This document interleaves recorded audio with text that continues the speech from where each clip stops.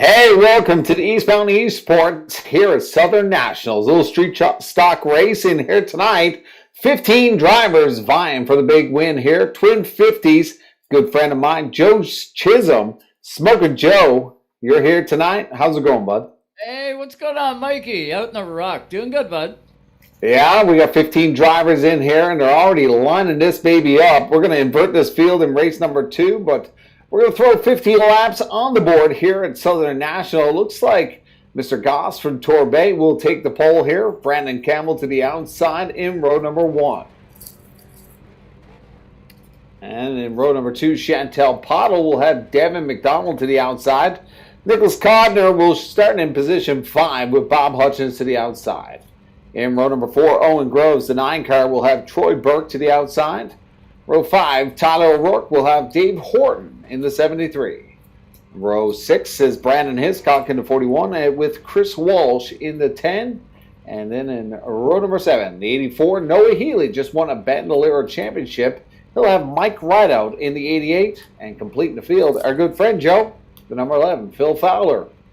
Philly doing back there? We got to get Philly moved up in this field. Maybe he's thinking the next race, right? Well, you know, he's probably looking for hard charger points here tonight that are not existent, but we're going to get Jason Goss to get things going for us. The Torbay native, also a firefighter, one of our first responders here in Newfoundland and Labrador. Big shout out to him.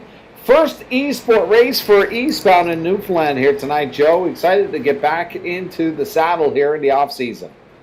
Oh, man, I'll tell you what. I've missed Newfoundland, and just did a quick update there. Campbell to the rear, showing 1 lap down. Don't know what he did, but he made somebody real mad, Paulie.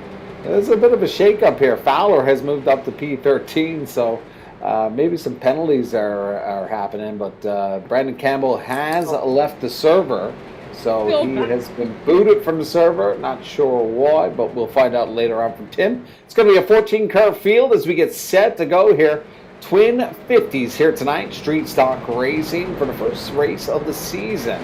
As that pace car gets set to exit here, and off the race as we go with the 41, Jason Goss, with a whole lot of the 21, Devin McDonald, as they go 3 wide into the corner here. Lots of shake-up in the early parts of this one, Joe. Hutchison is really going to be watching that 77 car. Don't know whether he jumped the start or not. It'll be interesting to find that out. But the 77 on a tear right now, up to second.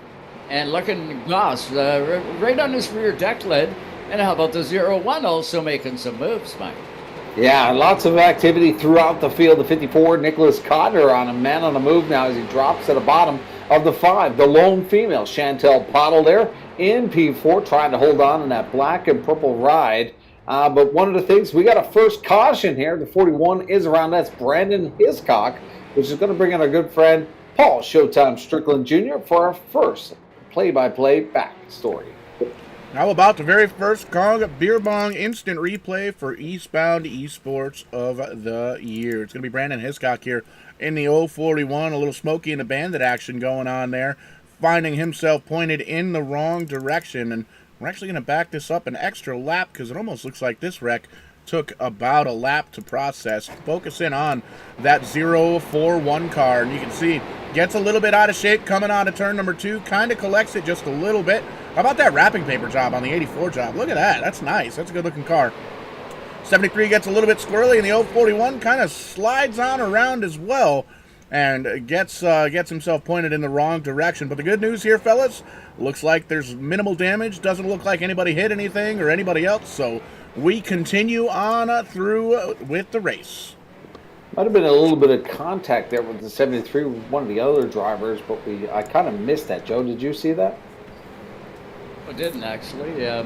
We're all asleep at the wheel here tonight. We are. Well, it's good to have a bit of street stock racing. Oh, what's up? Got them all doubled up again, getting ready for a restart. Watch 77 on the high side. He's going to be fast here, Michael. And we're back to green flag racing. Great start there for the 41 of Jason Goss as 77 to the outside will have a full of the 21 Devin McDonald as they go toe-to-toe, door-to-door, as McDonald got the advantage to the bottom. Looks like he'll clear, but here comes Nick Codner.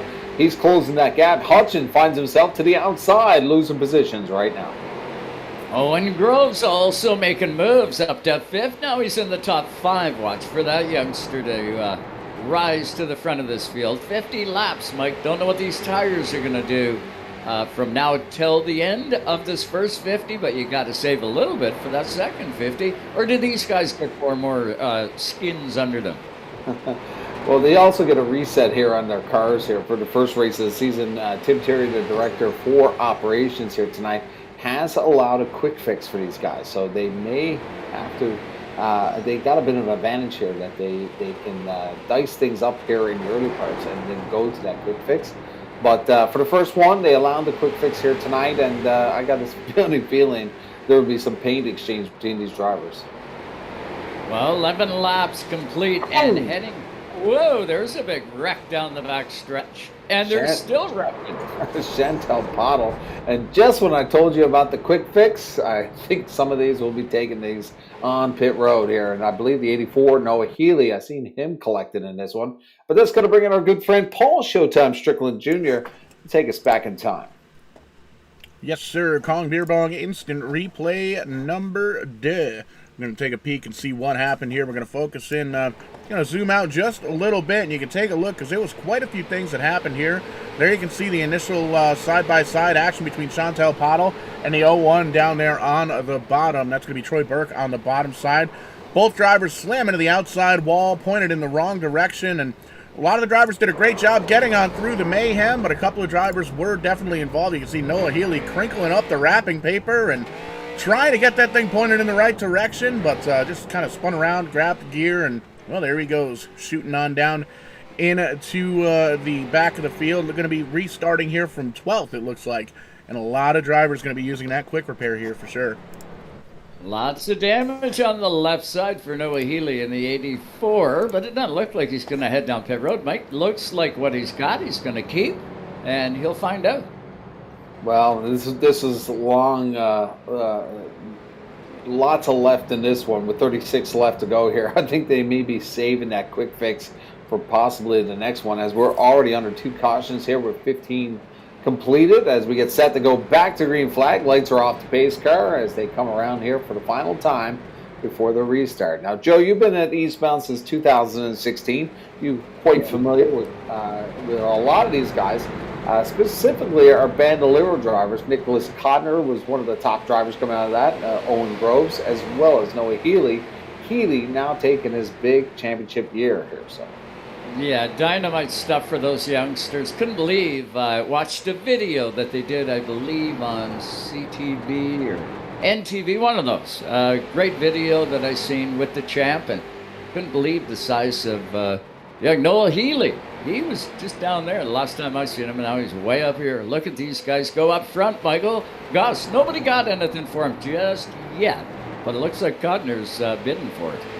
Well, a little bit of a tag team action. Both teammates from Torbay, Newfoundland, Labrador, Nick Codner, Jason Goss, have dominated the Eastbound eSports over the last 2 years. As we take a peek at the rest of the field, as they battled it out here mid-pack here. Noah Healy looking for some positions on the 11. Phil Fowler, who has some front-end damage. New paint scheme for the number 11, a little blue and yellow. A little throwback for himself from a couple years ago. You know, with the damage on Codner's car, he's really still making up ground. Gets by Fowler. Whoa! See if Phil, just a little spin and he'll be back. See ya, Phil. No damage. He'll put his foot to the rug and away he'll go. Still under green flag here. Fowler will get himself collected as the leaders now start to approach. Our new leader, Nick Codner, the 54, taking over that position from teammate, the 41 of Jason Goth. Both of them driving for the DC Auto team. I'm sure it was a challenge for them who was going to spot. I know they got a couple spotters from Fort McMurray on that team, so very well suited team here in eSports for Eastbound as well as the TCM special events. Codner out front of this one, 22 in the books, and now 23 out of 50. And don't forget, we're going to reset this field for another 50. We're going to spin them around and not make them go the other way, but invert the field. Phil Fowler down pit road, Mike. Yeah, a couple now taking chances here for the quick repair, but that's going to put him down a lap here, a couple of laps actually. Fowler now going down 2 laps on this one as he gets that quick repair. So a little bit of squirrely there. Oh, we got our car hard into the wall. I believe that was the 73 of Dave Horton. Yeah, still green. 99 of Brandon Campbell, actually. He's still got control over that car, but you're right, Mike. He did pound the outside wall. Pretty heavy duty with that car. It looks like it has slowed him up just a tick. Well, I've been told he has the world record for qualifying here at Southern Nationals. Also, a little note about Brandon Campbell. A lot of people know him from, the New Brunswick circuits, but big roots here in Newfoundland, Labrador, Southern Shores. Both of his parents are from here, so they had their visit to Eastbound for the first time this past summer. But Campbell been wanting to be a part of the Eastbound eSports for some time, but we've allowed him because of his heritage to the Rock. So these young Bando guys, are they all moving up now, Mike? Are they heading up? New season coming, or have you heard any rumblings yet? Huge shakeup going on right now as Austin Hiscock just completed his first season.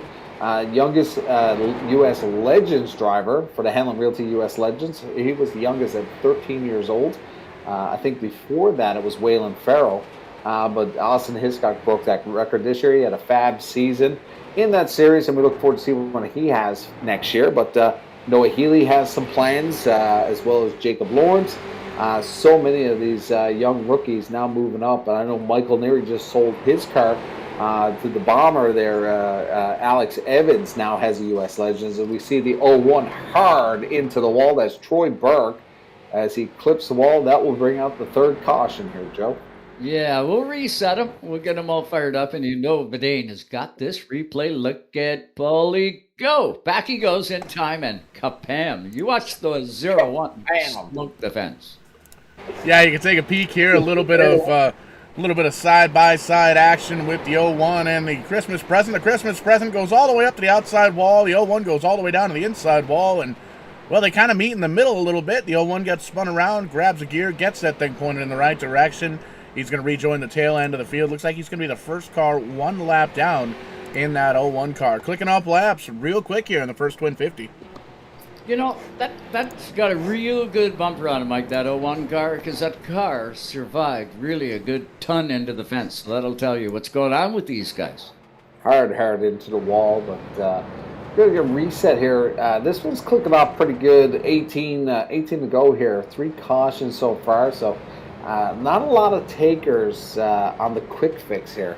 We're seeing Phil Fowler down 8 laps here now. Troy Burke down a lap, and Chris Walsh as well down a lap. So 11 drivers still on the lead lap here as we get set to go. Nick Codner will be the restart with the hammer. Jason Goss to the outside. Row number 2, Bob Hutchins.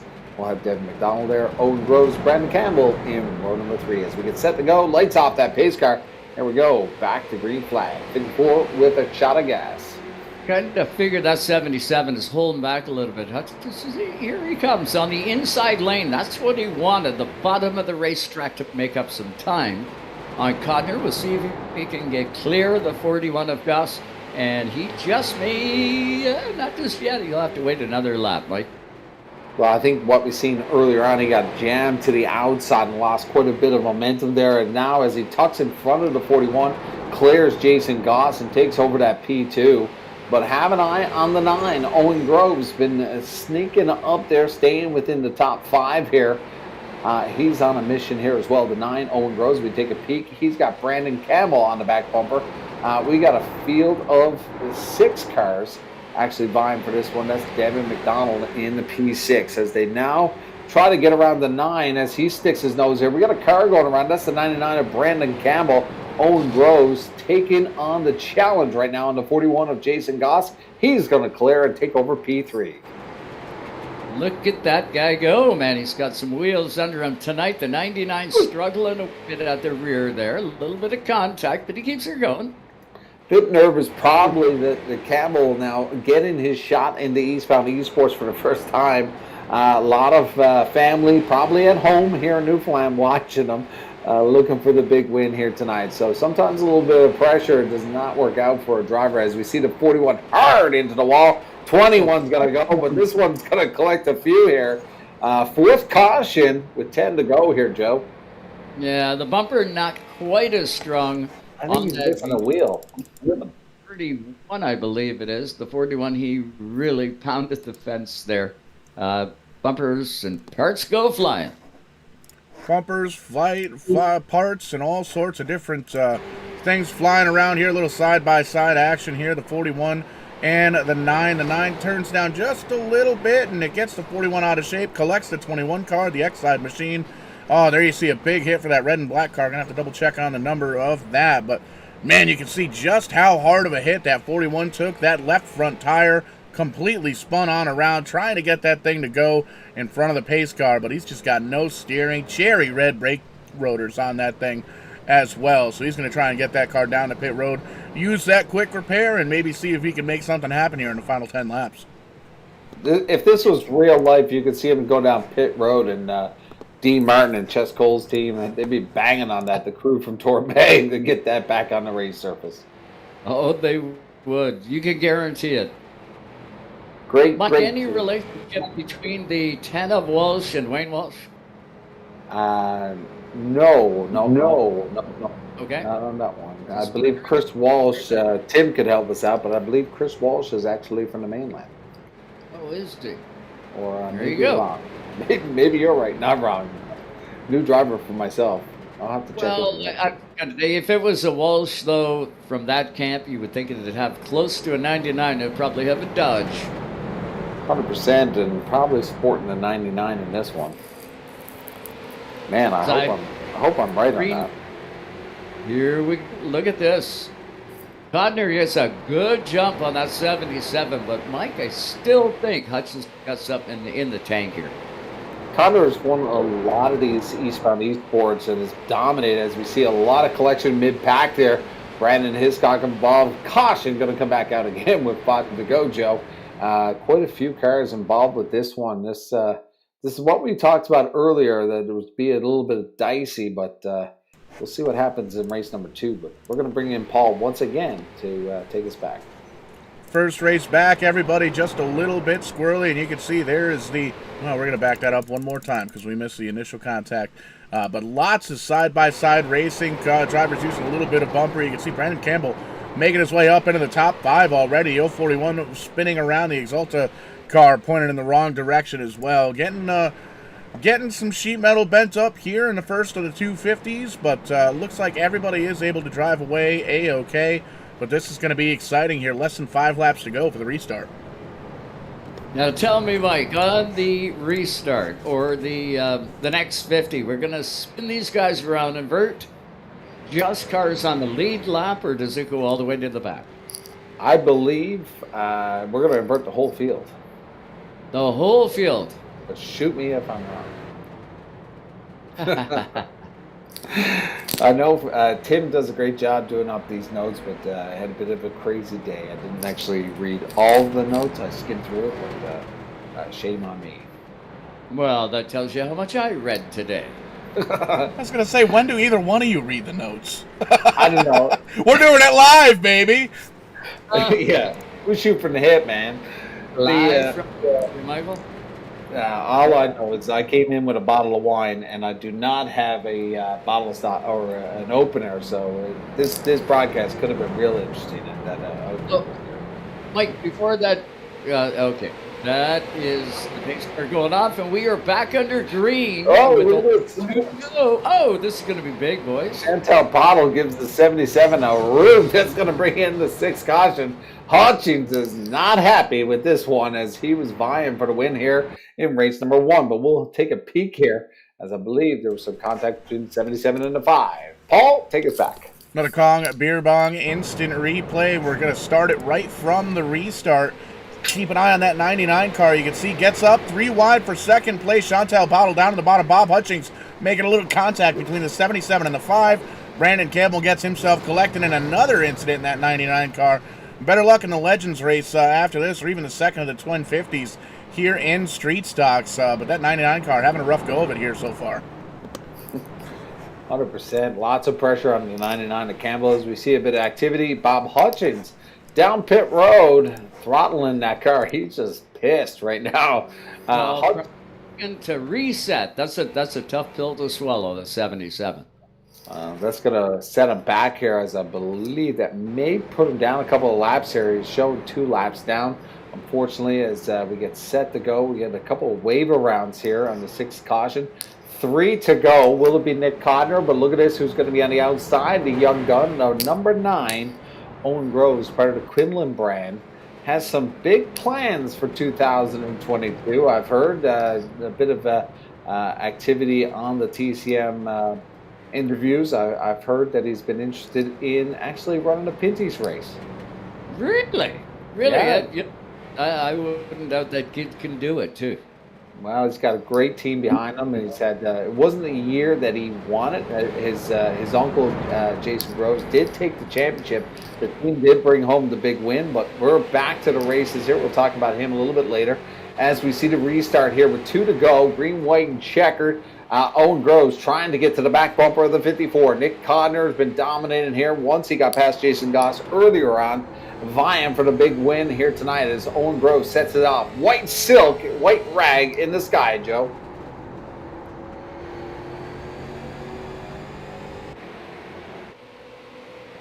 And we've seen the loss, Joe, but here to come around the final corners, it is the 54, Nick Codner.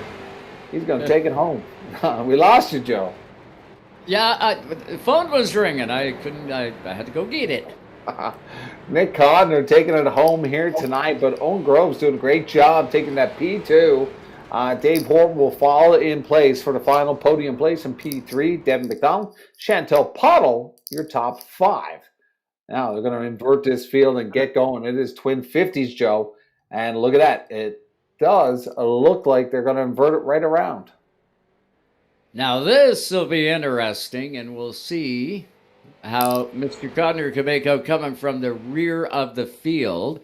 He doesn't need to reset, so he's probably going to keep that in the bank. Car worked really good in that one.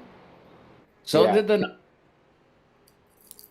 And now, the question for you, Joe, you've been all over North America. Have you been to Southern National? No. Nope, haven't been to this track, no. On your bucket list, maybe? One of them, I can guarantee it. Same as the Snowball Derby. I haven't been to that. Big weekend for the Snowball Derby this weekend. Canadian down there. Cole Butcher. East Coast. Yeah. We got Cole Butcher. And don't forget about Austin McDonald. He's also in there with the 13 car. Really watch for Brandon Watson. He is your APC champion. And down there in the 9 car, we've got a lot of really good competitors trading. Lapsevich is going to be there in the 33 car. 32. Going to be a good show. I like our chances. I like Canada's chances this time of going down there. Nobody knows how to make snowballs better than we do, right? 100%. So I know there's a lot of people vying to get back to Florida and Alabama and get out of the coldness for the upcoming winter. So it'd be interesting to see how many people have taken into travel plans with the new COVID-19 strain going around. Kind of scary stuff, right? But I think goofy. Yeah, everybody's jumping on a plane right now. As we get set to go here, Bob Hutchins is going to get the pole on this one with Noah Healy to the outside. Row number 2, they got Chris Walsh with Jason Goss in the 41. Row 3, I believe I got a bit of a shake-up here as they flip the screen around on me here. So we'll see how it all plays out. As we see on our screen here, row number 3 has been shaken up. Hiscock and Rideout. Hoggle, Campbell. Row 5, Mike. McDonald and Horton. And then all the way back, row 6, you got Codner. He's going to have to go from the back. Same as the 9 of Owen Groves. Phil Fowler back in the 11th row. He and Troy Burke. And then picking up the rear, the 15 of Osborne. Yeah, looks like we got 2 cars not registered in the server right now. Fowler and Tyler Rourke not showing on the field as we get set to go here. Pace car now set to exit. We are set to go with Noah Healy, Bob Hutchins on the front row. Hutchins with the hammer for the start for the second race. Twin 50s here at Southern National. And look at that, the 84 doing a fab job as the young gun. The 84, Noah Healy takes control of this one on lap number 1. And Joe, you know how hard it is to get a good start on the outside, trying to judge the guy with the hammer, but Noah Healy taking full control of this one on lap number 1. Yeah, he did, Mike. He did a really good job on that start. 77. Almost looked like he needed a different gear on that start. But nevertheless, he's picking it up. Only, .08 behind Hutchins. Oh, Hutchins up front now. Look at that. The lead changed as we're moving through here. Healy back to the second spot. Campbell in third. Walsh in fourth. And Goss rounds out your top 5.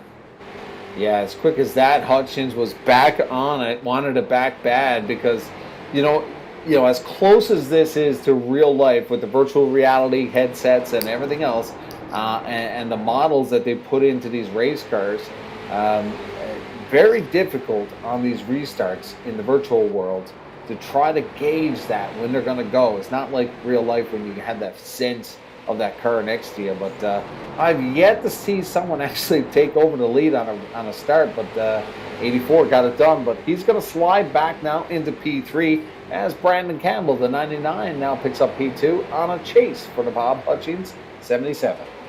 Yeah, all these drivers, top 10, maybe top 12, all thinking big picture here and spreading it out, going single file around this big, beautiful speedway. When they're ready to make their pass, Mike, you're going to be looking on the bottom of the racetrack. That's where I'm seeing most of the action tonight. Yeah, definitely the bottom is where you want to be, especially if it gets toe-to-toe.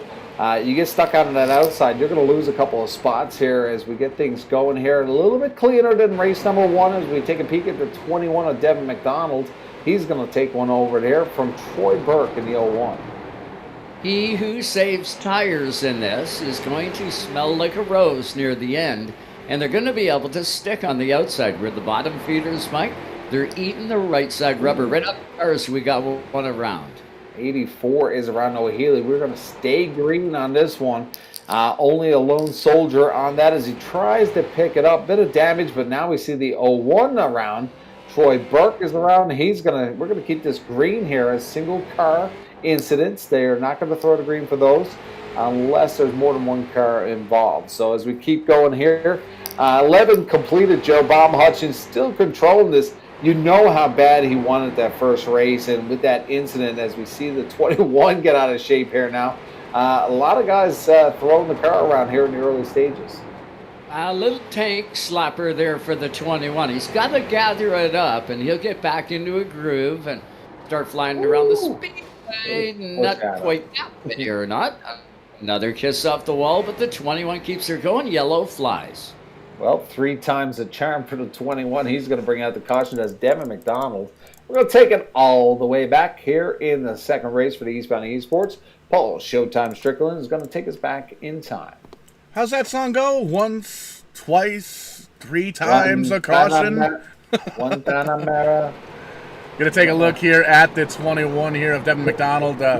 Struggling with the handling on that car, loses the back end, coming out of turn number 4, gathers it back up, but as he gets ready to go down into turn number 1, little 3 wide action gets hooked up with the front bumper of the number 5 of Chantel Pottle and finds the outside wall. Big time damage on the right side of that 21X side machine. We'll see where he restarts. Looks like he's going to line up 11th here if he doesn't come down pit road. Got a whole pile of people watching here live on the Eastbound Facebook page. If you're out there in La La Land taking a peek here at the first Eastbound eSports, let us know who you're cheering for here tonight. Who do you think is going to take race number 2? Do you think Bob Hutchins, the legend from Bishop Falls, got enough for these young guns? Hello, Newfoundland. I miss you. I miss you all. I miss you all. Well, we got a deep winter sleep here, Joe, but we've been pretty quiet over the last month. You know, it was a bit of a wild season with COVID-19 and everything, and getting the full season in. But we had a great season of racing.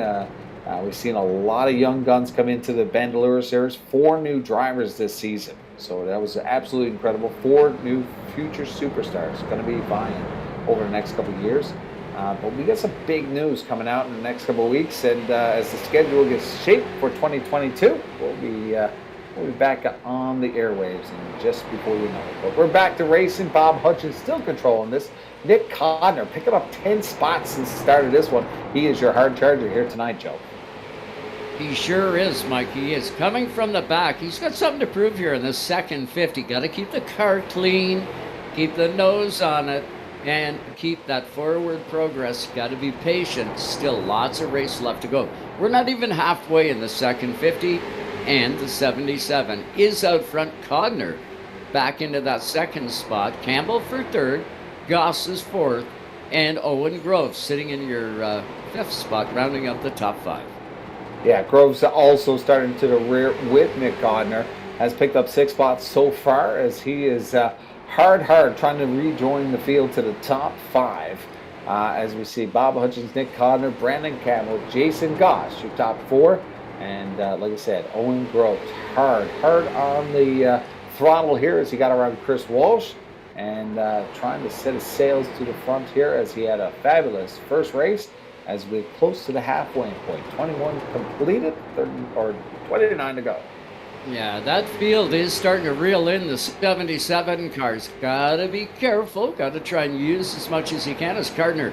Codner takes a peek down low. Campbell gonna stay right on your deck lid. If the 84 gets the spot, you can just about bet Mike, the 99 gonna follow him right through.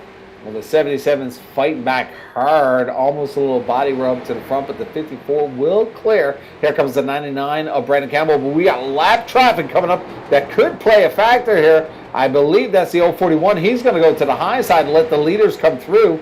Campbell falls off the horse and loses about a couple of car lengths, sneaks back up within a car length to the 77. The 77 of Bob Hutchins and goes to work to the back bumper of the 54 of Codner as we sit on board on the 99 on Brandon Campbell.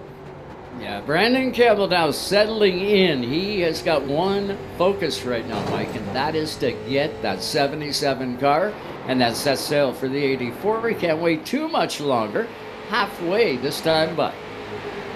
Well, it looks like Jason Goss is trying to get some action back there with the 9, but we have our second caution. It looks like the 84 is involved with that 21 car. That's Devin McDonald and the Christmas wrap job on the 84. We're going to bring in Paul Showtime Strickland and our Kong Beer Bong friends to take us back.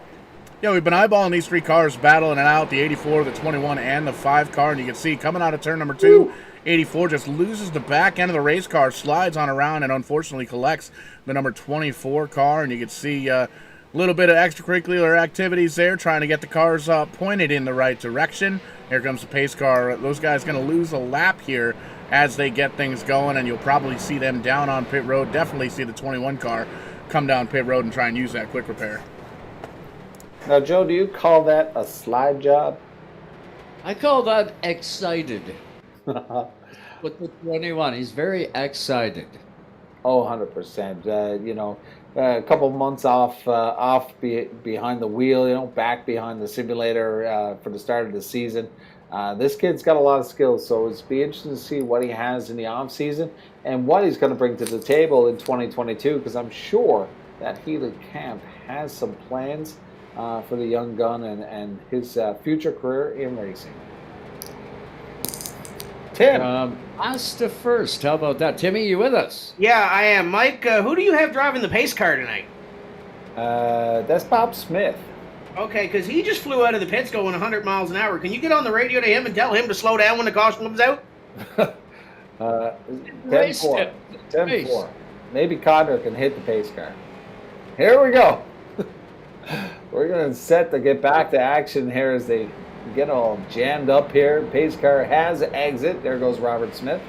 Oh, Bob, 00 Bob. Going to get things going here. 54 hammering through a great start here. Campbell's going to take over that P2 away from the 77. 77 is going to wash up and open the door for the 9. Owen Groves on emissions. The 01 is into the poop barrels. Oh, those stinky barrels.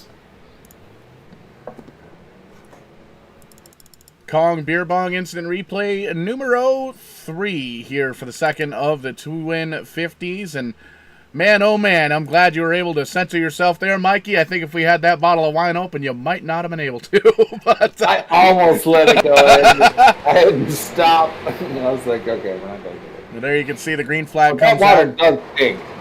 Little bit of wadding up action here. A couple of drivers, well, half a dozen drivers or so. The 01 just slamming right into those barrels, and we got to back that up one more time and take a quick peek from on board of the 01 car. And look at this calamity. Holy moly. Heading on down into the corner. Couple of cars finding each other. There's some smoke. There's a Christmas present. There's Smokey and the Bandit. There's the poo-poo barrels. And, well, there's pit road, a broken hood. Lots of damage in the 01 car and a couple of other cars involved here as well. I think he hit the barrels 3 times. And if you don't believe me, the next time you're at Eastbound International, go down and take a drink out of one of those barrels. Nasty, nasty, nasty stuff. I think that water's been brewing in those barrels for 6 or 7 years. Oh, yeah. I remember, I can't remember who it was that hit turn 4 barrels, but I remember after the race I went down, I was like, what is that stink? I would eat the cod, not just kiss it, instead of taking a drink out of the poo barrel. Poo barrels. But look at this. Brandon Campbell will have control of this. I don't know the shake-up here. But Campbell will take control of this one with Owen Groves to the outside. Nicky Codner now find himself all the way back P12. Not sure what happened there. Oh. But we are firing away, and the 99 does get the launch, but Bob Hutchins will take over that P2 once again. The Goss will be on the bottom of Owen Groves in the 9 as they battle for P3, and look at that. We've got Chris Walsh now entering the picture in the top 5. On board right now, Chris Walsh taking a peek at the 41 of Jason Goss to the bottom now of the 9 of Owen Groves as they go door to door into the corners here. Looks like Goss will have the advantage. Yeah, the 99 at Campbell, he's really got to watch it. His lead keeps shrinking. Hutchins right on it, coming through. Goss is really doing a good job, and watch for Owen Groves' potty coming up. I'm not sure what happened to Codner, but he's actually out of the race currently. McDonald, Fowler, and Tyler O'Rourke, as well as Codner, now showing outside the server. They're going down laps as we take a peek here. Maybe some server issues as we look at a replay here. Overdone. Little side-by-side action between the 9 and the 10 car. The 9 loses the back end of the race car right across the nose of the 10. Big, heavy contact with the nose of that car and the number 10 on that inside pit wall there. He's going to spin around, get it pointed in the right direction, as is the 9 of Owen Groves. These guys are going to have to restart towards the back of the field here, late in the going here. Now, Joe, our official photographer at Eastbound can confirm the barrels in turn 4 are very stanky. So we do have confirmation on the barrels. It is over by the stinky barrel. 10 laps to go, Mike. 10 laps, 10 markers, 10 circuits. Those shake up. Hopefully we'll see Matty Myler in the future here in Eastbound eSports. Official photographer, you have not met him, Joe. Doing a great job on our iTrade drag strip, as well as the stock car, and also a big shout out to our new videographer, Ryan Reed. I don't know if you've seen some of the videos from this past season, but they have done a great job at Eastbound, and a big thank you from all of us to Matty Myler and Ryan Reed for bringing it back to the airwaves across Facebook over this past summer. So hopefully we'll see you again next season as we get set. Lights are out on that pace car. Robert Smith is going to exit here and get him going with 9 to go. Brandon Campbell with the hammer. Bob Hutchins to the outside. Jason Goss, Chantel Pottle in row number 2. Here we go, Joe.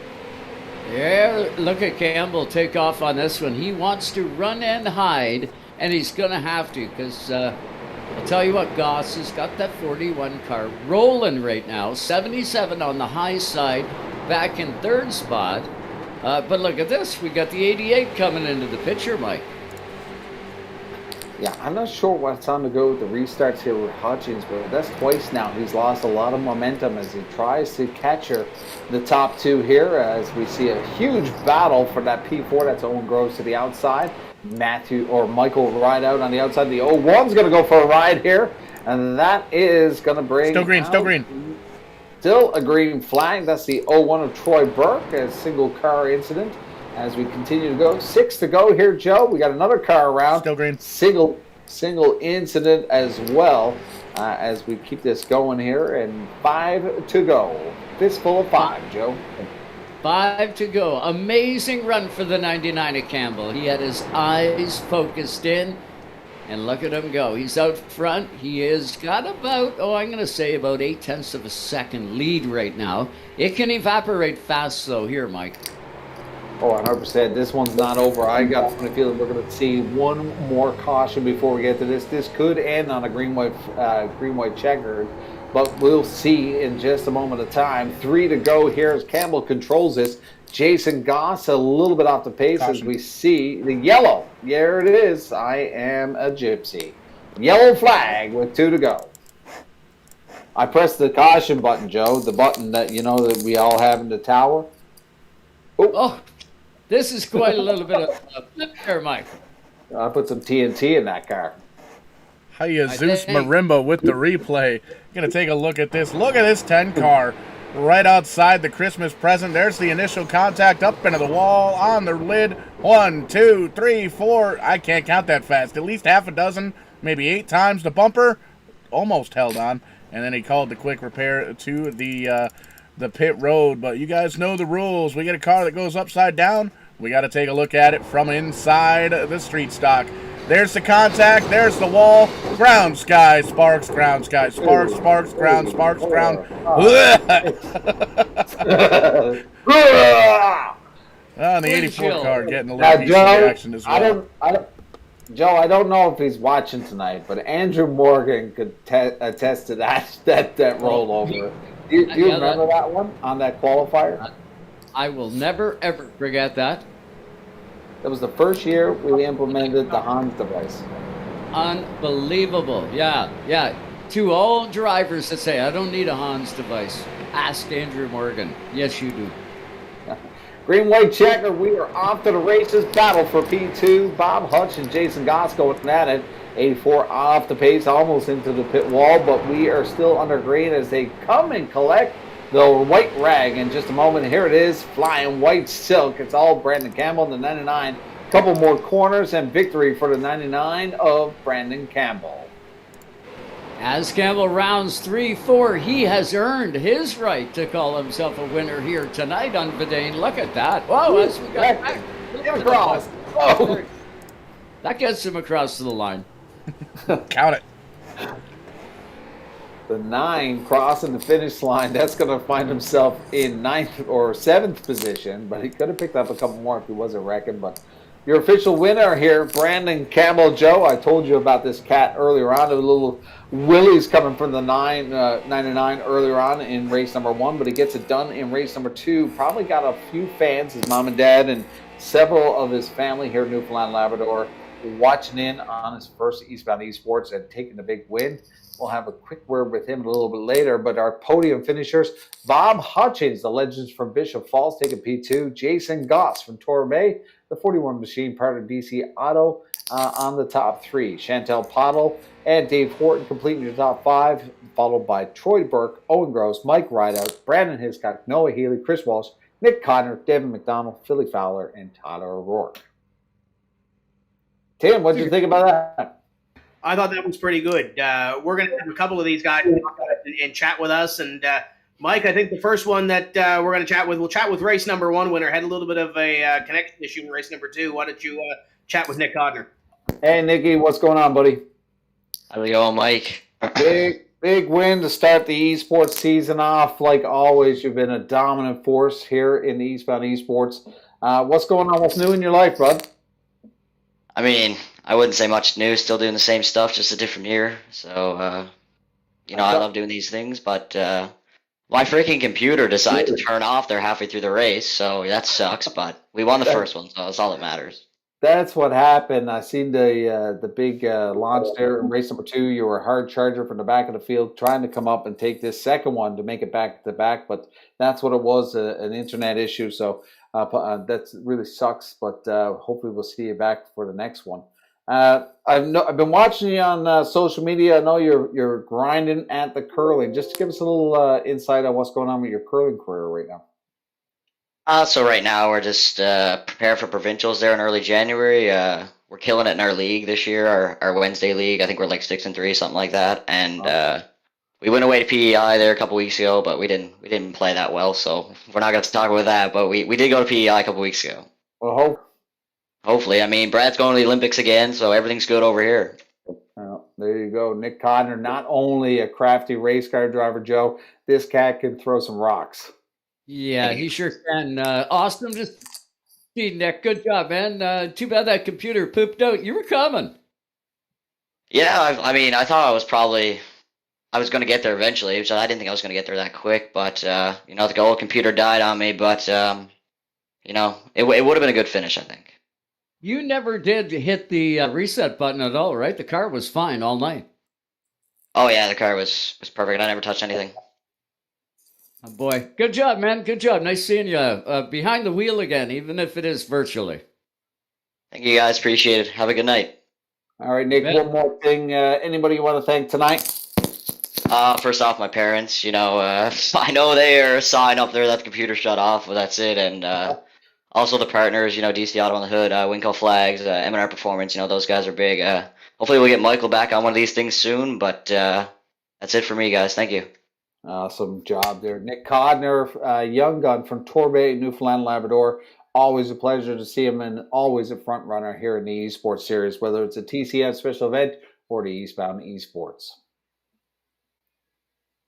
And I believe, Joe, Got somebody else lined up? Brandon Campbell's in the booth, the race winner number 2, the 99. Campbell, you got a copy? Yeah, how are we doing tonight, guys? Look at you. You ask if you can join the Newfoundland eSports, and you come in, you shake it up in race number 1. Take us through race number 1, and was the nerves getting to you? Funny story. I was driving my virtual transport truck, so I did qualifying, and I didn't know the next race was starting right away, so I had to start from the pits and tried to get to the front. It just didn't work. Hard charging. Any family from Newfoundland watching in tonight? I'm gonna be honest with you. I don't think my family from Newfoundland's got internet there yet, but I'll have to show the replay next trip. Now, Joe spent a bit of time in Newfoundland. Just explain where your family's from. I have family from a little bit of everywhere. My mom was born in Ramya. It's a little island near Burjo. The rest of them, I think, are somewhere near St. John. Burjo. There you go. We're going to teach you how to say it. Close enough. We'll make a Newfoundlander out of you. Yeah. But Brandon, take it through race number 2. I know you lost. Oh, we got Joe. You there, Joe? Yeah. I just said, Brandon, don't feel bad. I messed up a whole pile of the names out there. Still do. I don't even know the names in New Brunswick, so give me a break till I find the Newfoundland ones out. The one that Joe knows the best is Dildo. Yeah, my mom brought me back a hat. Well, Mike never took me there. No, I did not. But Brandon, take us through race number 2. I know you were hoping to get a good race there with Nick Codner. He had some internet issues, as he just spoken of. Take us through. You had a bit of a battle there with Bob Hutchins and Owen Rosen. Yeah, race number 2 was a little easier. I had the inside line the whole time, so that definitely went to my advantage. Bob was friggin' flying. I don't know where this street stock came from, but he's got the cheating parts in it tonight. And yeah, he had something. I don't know what it was, but and I was wondering what was going on with Nick. He was on the outside, and then he disappeared. I asked Bob if it was snowing. He said, yeah. I thought maybe that was the issue, but computer issues. Well, it's great to see you here. Big race win. Campbell, who do you got to thank here for tonight's win? First of all, I'd like to thank you guys for letting me in. I mean, just a ringer. I guess I can win one every once in a while, right? Mom Barbecue Bar and Grill for the warmest beer and the coldest chicken wings you'll ever find. And, that's about it. I like cold chicken wings. Do you, Joe? Pass. I'll take the warm beer? No, I'll take the cold beer. They don't have any of that. Depends Good. if it's good. Thanks a lot, guys. Well, on our screen now, Joe, we got a monster field of U.S. legends. Tim Terry's here to join us as well. Timmy. Yeah, we've got 20-ish before we go racing. So I want to pull a couple of these guys in here and have a little bit of a chat with some of these guys. And Joe, a name you might be familiar with, a guy that does a little bit of racing up in Ontario. Why don't you chat with Dustin Mombercat? Hey, Dustin, what's going on? How are you, kid? I'm pretty good. How are you? Doing good, doing good. You ready to go for this legend race? It's going to be huge. Yeah, I think I'm ready. I haven't done too much practicing. I usually struggle here, especially in a legend car, but yeah, I'm just here to have some fun, so we'll see how that goes. Yeah, stay sharp behind the wheel, right? What do you got coming up in 2022 there, bud? Just plan on running the limited late model again at Sunset and seeing how that goes. We had a pretty good year this season, but there's always more to find. And how's my buddy John doing? Is he all well? Yeah, he's doing good. He's actually working on renovating the kitchen and everything, but yeah. That honey-do list has got to be done before you guys start strapping back in. I hear you. Great talking to you, bud. Yeah, you too. Can I hop in here Good. for a sec? Yeah, sure you can. Dustin's the owner of Mom Barbecue Bar and Grill, so the warm beer and the cold chicken wings, that comes from Dustin. there you go. Is there any sauce in the chicken wings? Is there? Yeah, like, Mom Barbecue sauce. Bone dry. Bone dry. We can't afford the sauce. Someone boot that camel out of the server. I'm trying to leave, but my Discord's frozen. Okay, Give me a break. Before you unfreeze yourself, for those that are watching, explain what we're doing here, because on the screen it's the Brandon Campbell 99 Open Invitational. So why are we racing Southern National and why are we racing legend cars? It's the only car and track I can drive. I understand that, but is there any other reason why? Because you told me that you're good at this racetrack. You have some sort of record or something? Oh yeah, we have quick time for the season in these cars, so I don't know. Hopefully all these guys have raced and I'm better than them, but it's not looking good. Well, you still got some time to get out there, so go get some practice because you're going to have to beat Dustin. I see Ryan Kuhn is signed in as well. So I'm not worried about him. Not worried about him. No, not really. You got some competition tonight. Yeah, I mean, for me, there's always competition. I'm not very good at this thing, but yeah, a little bit of competition. Fire up that warm beer, kid. Get ready. Yeah. Brandon's his biggest competition. Yeah, I'm honestly my own competition. Did you just see, though, Dustin? He won himself a street stock race. Yeah, I saw that. It was nice to see. Bar and Grill on it. Yeah, it was good to see the logo right side up and not upside down, flipping down the straightaway. Have you seen that before? Every race. Your eyes feel this has got the potential right here, Dustin. Boys, I know you guys want to get some practice done. Get out there, go get some practice, and maybe we'll talk to you in Victory Lane afterwards. Yeah, can somebody kick me from this? My Discord's still frozen. Sure, I Thank can. I'm sure you'd love it. Thank you. And he's gone. Brandon Campbell, the porn star.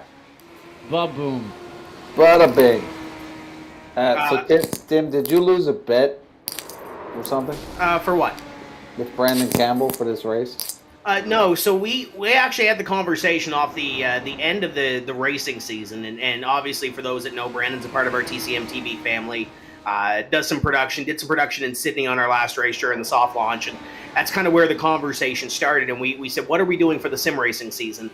And it got to, okay, do you want to do a race? You can pick a racetrack and you can pick a race car. And his pick was Southern National with the legend cars. So this is what we have, and obviously we had a little more time built in for buffer in case we had a few more cautions in the Eastbound race.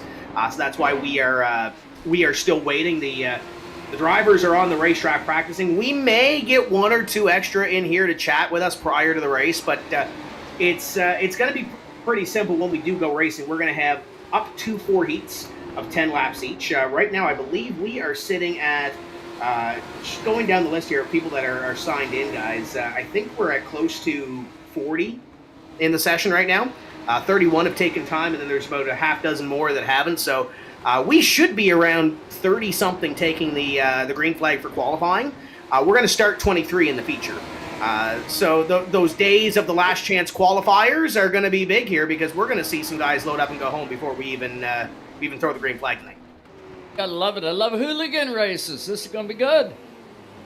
Absolutely, and we got a few more minutes left. I'm going to see if I can pull you one more driver. So talk amongst yourself there. If you're in the chat tonight, drop us a comment and let us know you're watching. I know we've got a bunch of fans from Eastbound watching as well, and we've got some folks on the TCM page.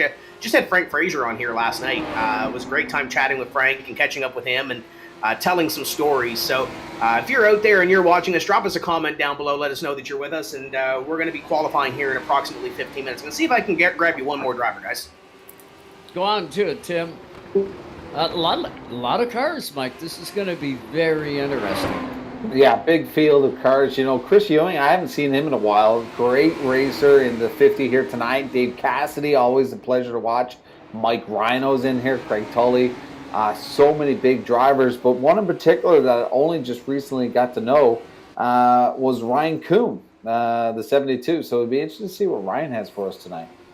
Yeah, sure will. I seen Lively. Would that be like one of the Livelies from Eastbound or from Scotia? Yes, that's correct. Yeah.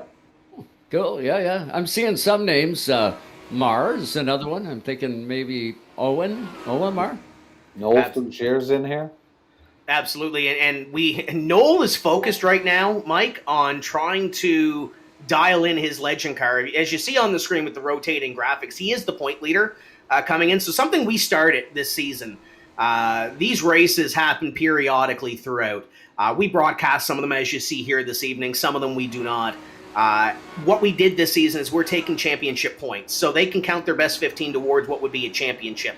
Obviously, on your screen, we've only completed 9 races so far, so the points are a little skewed because there's only, I think, 8 that have completed all the races so far. But Noel is the point leader, trying to lock himself down a championship this year. So he's focused on getting that car dialed in and ready to go tonight. Oh, look at the canteen on the infield, Joe. I bet you they got hot dogs. I'll bet you they do too, and it's a good track too. They carry Pepsi. That's a good speedway right there, Muggle. I see Noel Fougere. Yeah, asking you shall receive. I think we have our point leader with us. Hey, it's Bubbles. Hello. Hey, Noel. Man, oh man, you had a great start on that TCM 300. Great pleasure to call the race that you had there. Take us through your season so far, leading the way here in 2021, 22. Well, it's been a great start to the season for me so far. I didn't expect to be leading the points at the moment. I know I had, I got a win now, so I suppose that's a little better than nothing. I guess you could say I've been fairly consistent, a couple top 10s, a couple top 5s here and there, but it's been a good start to the season. Excited for tonight. We got a pretty stacked field in here. I'll be honest, I didn't expect this many people to show up for a Legends race, but it's definitely good to see the turnout, so it should be a good show. But yeah, hopefully we can put together a half-decent run tonight and see if I can extend that lead a little bit more. Yeah, they all heard Smokin' Joe Chisholm was going to be here. Absolutely. I mean, who wouldn't want to show up for Smokin' Joe, right? You guys. We took the old guy out of retirement. Yeah. I don't think he'll ever retire. There is more rust on this than you can imagine, I'll tell you right now. Noel, I know we got Rational Richard in here. Any insight on what you expect tonight? For me personally, I definitely got to find a little bit more time. I'm sitting about 4/10 off the pace right now, so I'm gonna see if I can. Find a little more pace. I am about to throw in the RKM Setup Shop setup here that Ryan Kuhn set up. So thanks to him for putting together the set specific for this race. It's good to have them on board for the season, supporting us with some really good sets so far. So gonna go out, make a few laps, and see if I can get something done here tonight. All right, best of luck. Go put your head into the game. Hopefully we see you on the podium. Awesome. Hopefully I'll be talking to you guys after the race. I'll talk to you guys later. We're going to save your spot right here. Go do it. Awesome. Make sure to keep my seat warm. Yeah. No singing in the car now. No singing. Alrighty, I'll talk to you guys soon. If you're not first, you're last, Noel. If you're not first, you're last. That's right. Checkers or wreckers. On it. That's what you got to do. That's going to be key tonight, Mike. With all these cars, You got to be patient but aggressive, and I know the two don't go together. No, sir. And look who we got else in the room. Rational Richard Drake, the 141, who is currently third in the timing here this afternoon. Richard, you got a copy? I got a copy, Mike. Nice to hear from you. You're throwing down some fast laps I see out there. You ready for tonight? Big field behind you. Yeah, always a big field with these TCM events. I'm definitely ready. They're always so much fun to me just because of the caliber of drivers out there and the level of competition. It's always a balance on how much you practice your qualifying and how much you practice your race. I've been trying to just find some consistency out here because, it is a long race after all. So we'll see how it plays down, but I think it's going to really be a matter of who can stay the most consistent and, as always, keep their gear, save their tires. You know the deal. Yeah, it's going to be a long one. Now, we've been told that Brandon Campbell has set the record here. Are you fearful for the 99 here tonight? I don't know. I respect all my competitors, but I wouldn't say I'm fearful. I feel ready. He feels confident, Joe. Yeah, well, absolutely. Richard, good to hear from you, man. You're going to have to, tell you what, follow the 99, except for the last lap. Well, I mean, maybe not a bad strategy. You got to be there at the end. But if things go the way I hope they will, I won't be following anybody except if I'm coming around behind them to lap them. So we'll see. Yeah. Clean air. Clean air is going to be huge. It was in the first 250s, and now with these cars, from what I've seen in practice so far on Bedane TV here, I've seen a couple flippers and flyers there, Michael. Hopefully these guys get a reset after practice. Yeah, hopefully we don't see any wheel on wheel. You know how these U.S. legends can fly if contact is made. So we'll see how clean it goes here tonight. Big field. We're going to see a lot of qualifiers, LCQs. So a lot of prequel before we get into this main event. But currently right now, Brandon Campbell is the quickest on the board with a 15:43. Ryan Kuhn, who's done the setup here for the event from the United States. I believe he is from New Hampshire. Up that way. He has taken back the top fastest lap time here now tonight with a 15:41. So Mike, I'm going to correct you a little bit. This is technically an open setup race. We're going to grab Ryan Kuhn for just a couple of words here, but Ryan did build a setup that a lot of these guys are on that, obviously you open setup, you can tweak it to what you want to do. But Ryan has done a lot of racing. We're going to bring him in here. And Paul, what did you just inform me? Yeah, taking a look at timing and scoring here. We're going to throw the little graphic up on the screen. Ryan Kuhn has an I rating of 10,000. Now, those out there that don't know what an I rating is, that's basically you run all these official races, and as you win races against drivers to the same or a similar driving style or a similar caliber, thank you. That's the exact word I was looking for. How about that, Joe? Similar caliber drivers, and as you win races, your I rating goes up. I've never seen a 10,000 I rating. That is absolutely astounding to me. I've been around iRacing since its inception back in 2008, and that's something to behold right there. Seaman Brandon Campbell is the sponsor. Can we see his I rating? Less than half. Do you want to disappoint yourself? I'll never be disappointed. He's over here making fun of me now, so. I was going to say, we have Ryan Kuhn with us. So, Mike, boys, take it away. I got to get ready for a driver's meeting. Ryan Kuhn, you look like you are dead nuts flying around this speedway tonight. How you feeling in there? The 72 responding just the way you wanted, or what? The crew loaded up the car last second, so I guess we last minute deal to show up to the racetrack. So we're here.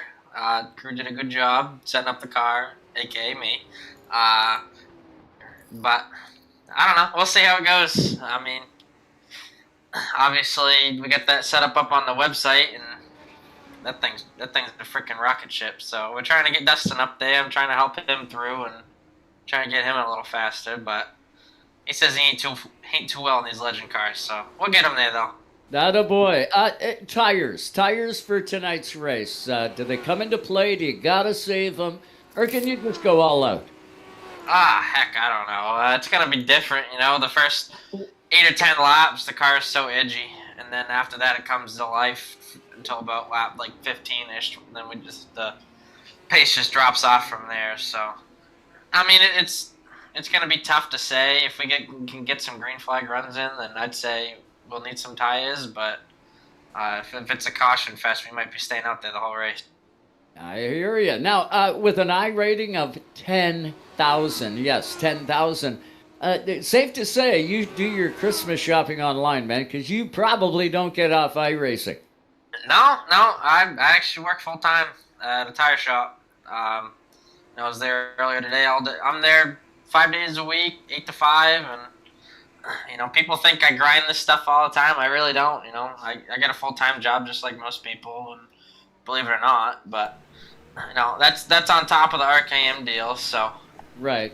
How long have you been racing iRacing? I got on this about 2012. Didn't really start playing until 2015, and then really started to get into it. That was back when I was in school, so I could come home from school and play iRacing. That was one thing. Until I got out of school, and then I worked full time, and I'm still kicking.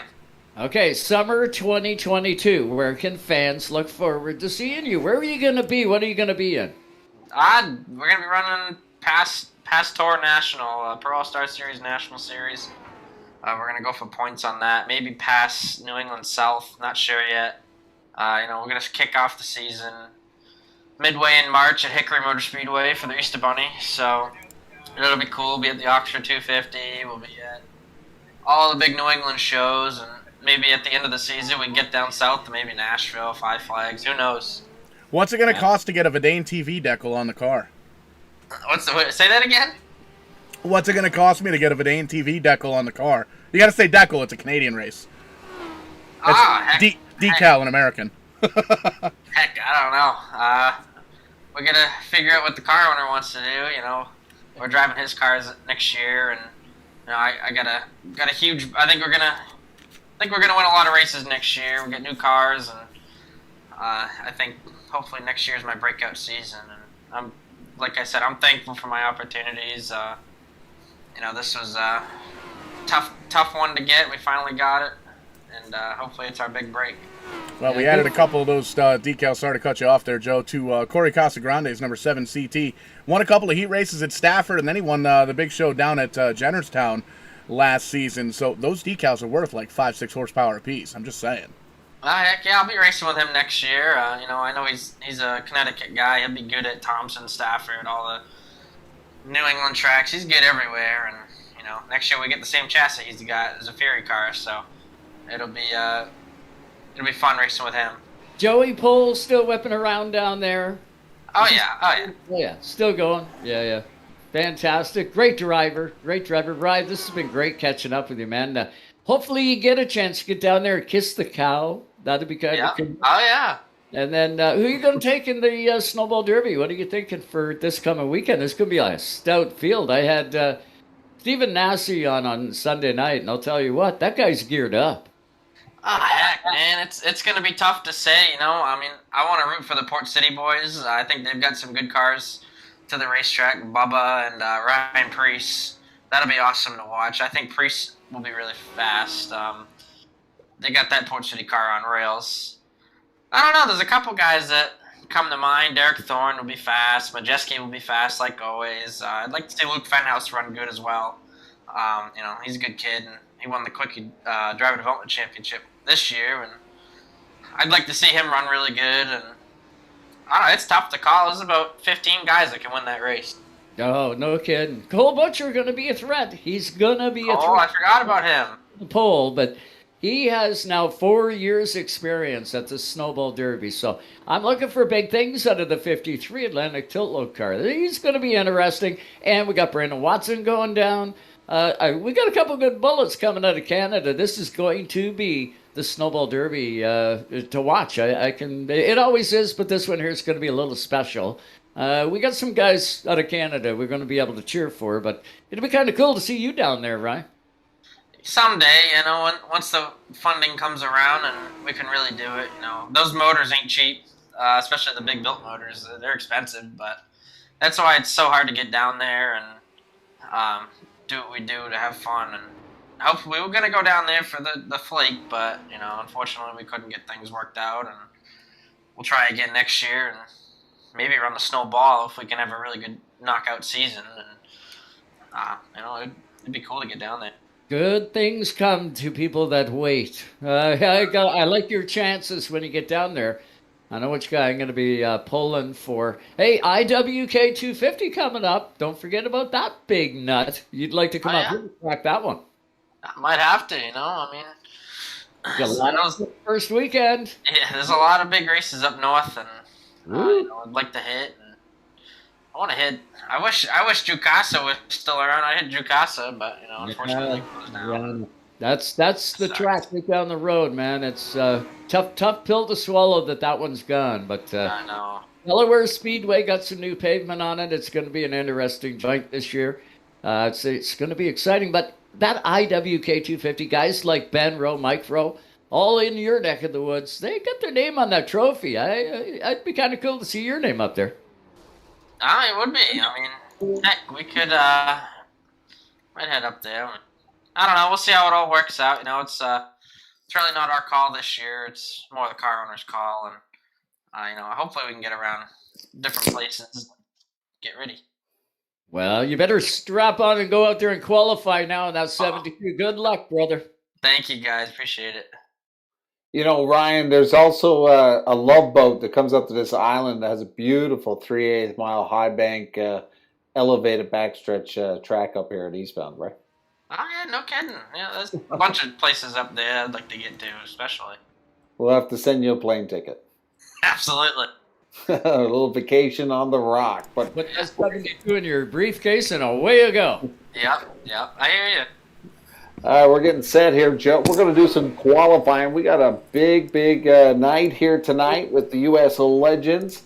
It's all part of the Brandon Campbell 99 Invitational as we get set to go here. Chris Ewing has now set into the field. That is John Fitzpatrick. We also got Kyle Gammon, Johnny Byron, as well as Dave Cassidy. Chantel Pottle's in this one, and that is Caleb Urquhart, as well as Craig Tully. And that is Horton is out there, Dave Horton and Bob Hutchins. We got Quentin Carpenter on the field. Huge lineup here. Riley Duncan now making his way into it, as well as Brandon Lively, and as well as Kenny McKenzie. That's guys so far, the 99 of Campbell up there, 15.41. How about that? That's a pretty stout time. I seen a 15.40 out of Ryan there not too long ago. So, Terry Duguay also on the racetrack. Owen Groves in the 37. Lots of familiar names here, Michael. Yeah, big stout field here. We are going to see qualifying, then we're going to see some last chance qualifiers as we see a huge wreck. That's the 37 of Owen Groves hard into the wall. Fastest time so far, the 99, Brandon Campbell. He called it earlier on that he would set the record here tonight. 15:41 is the time to beat. Rational Richard Drake, just a hundredth of a second off with a 15:42.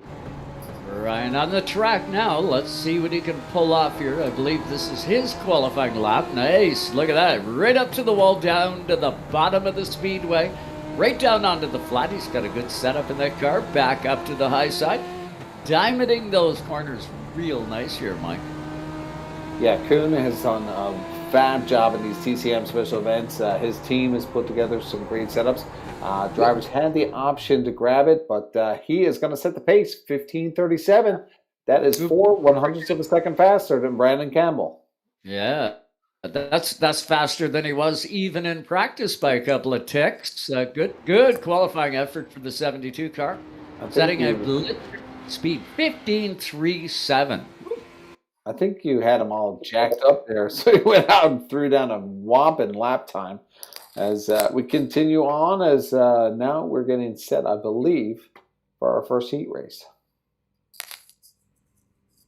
First heat race, Michael. Here we go. Starting on the pole. Andrew Rogers is going to take the 2, and he is going to roll from the pole to his outside. He won himself a race earlier tonight. Brandon Campbell in the 99 car. There's your front row. Cassidy in second spot. John Fitzpatrick. Don't know whether it's the same John I know or not, but the number 78 sitting second row, Mike.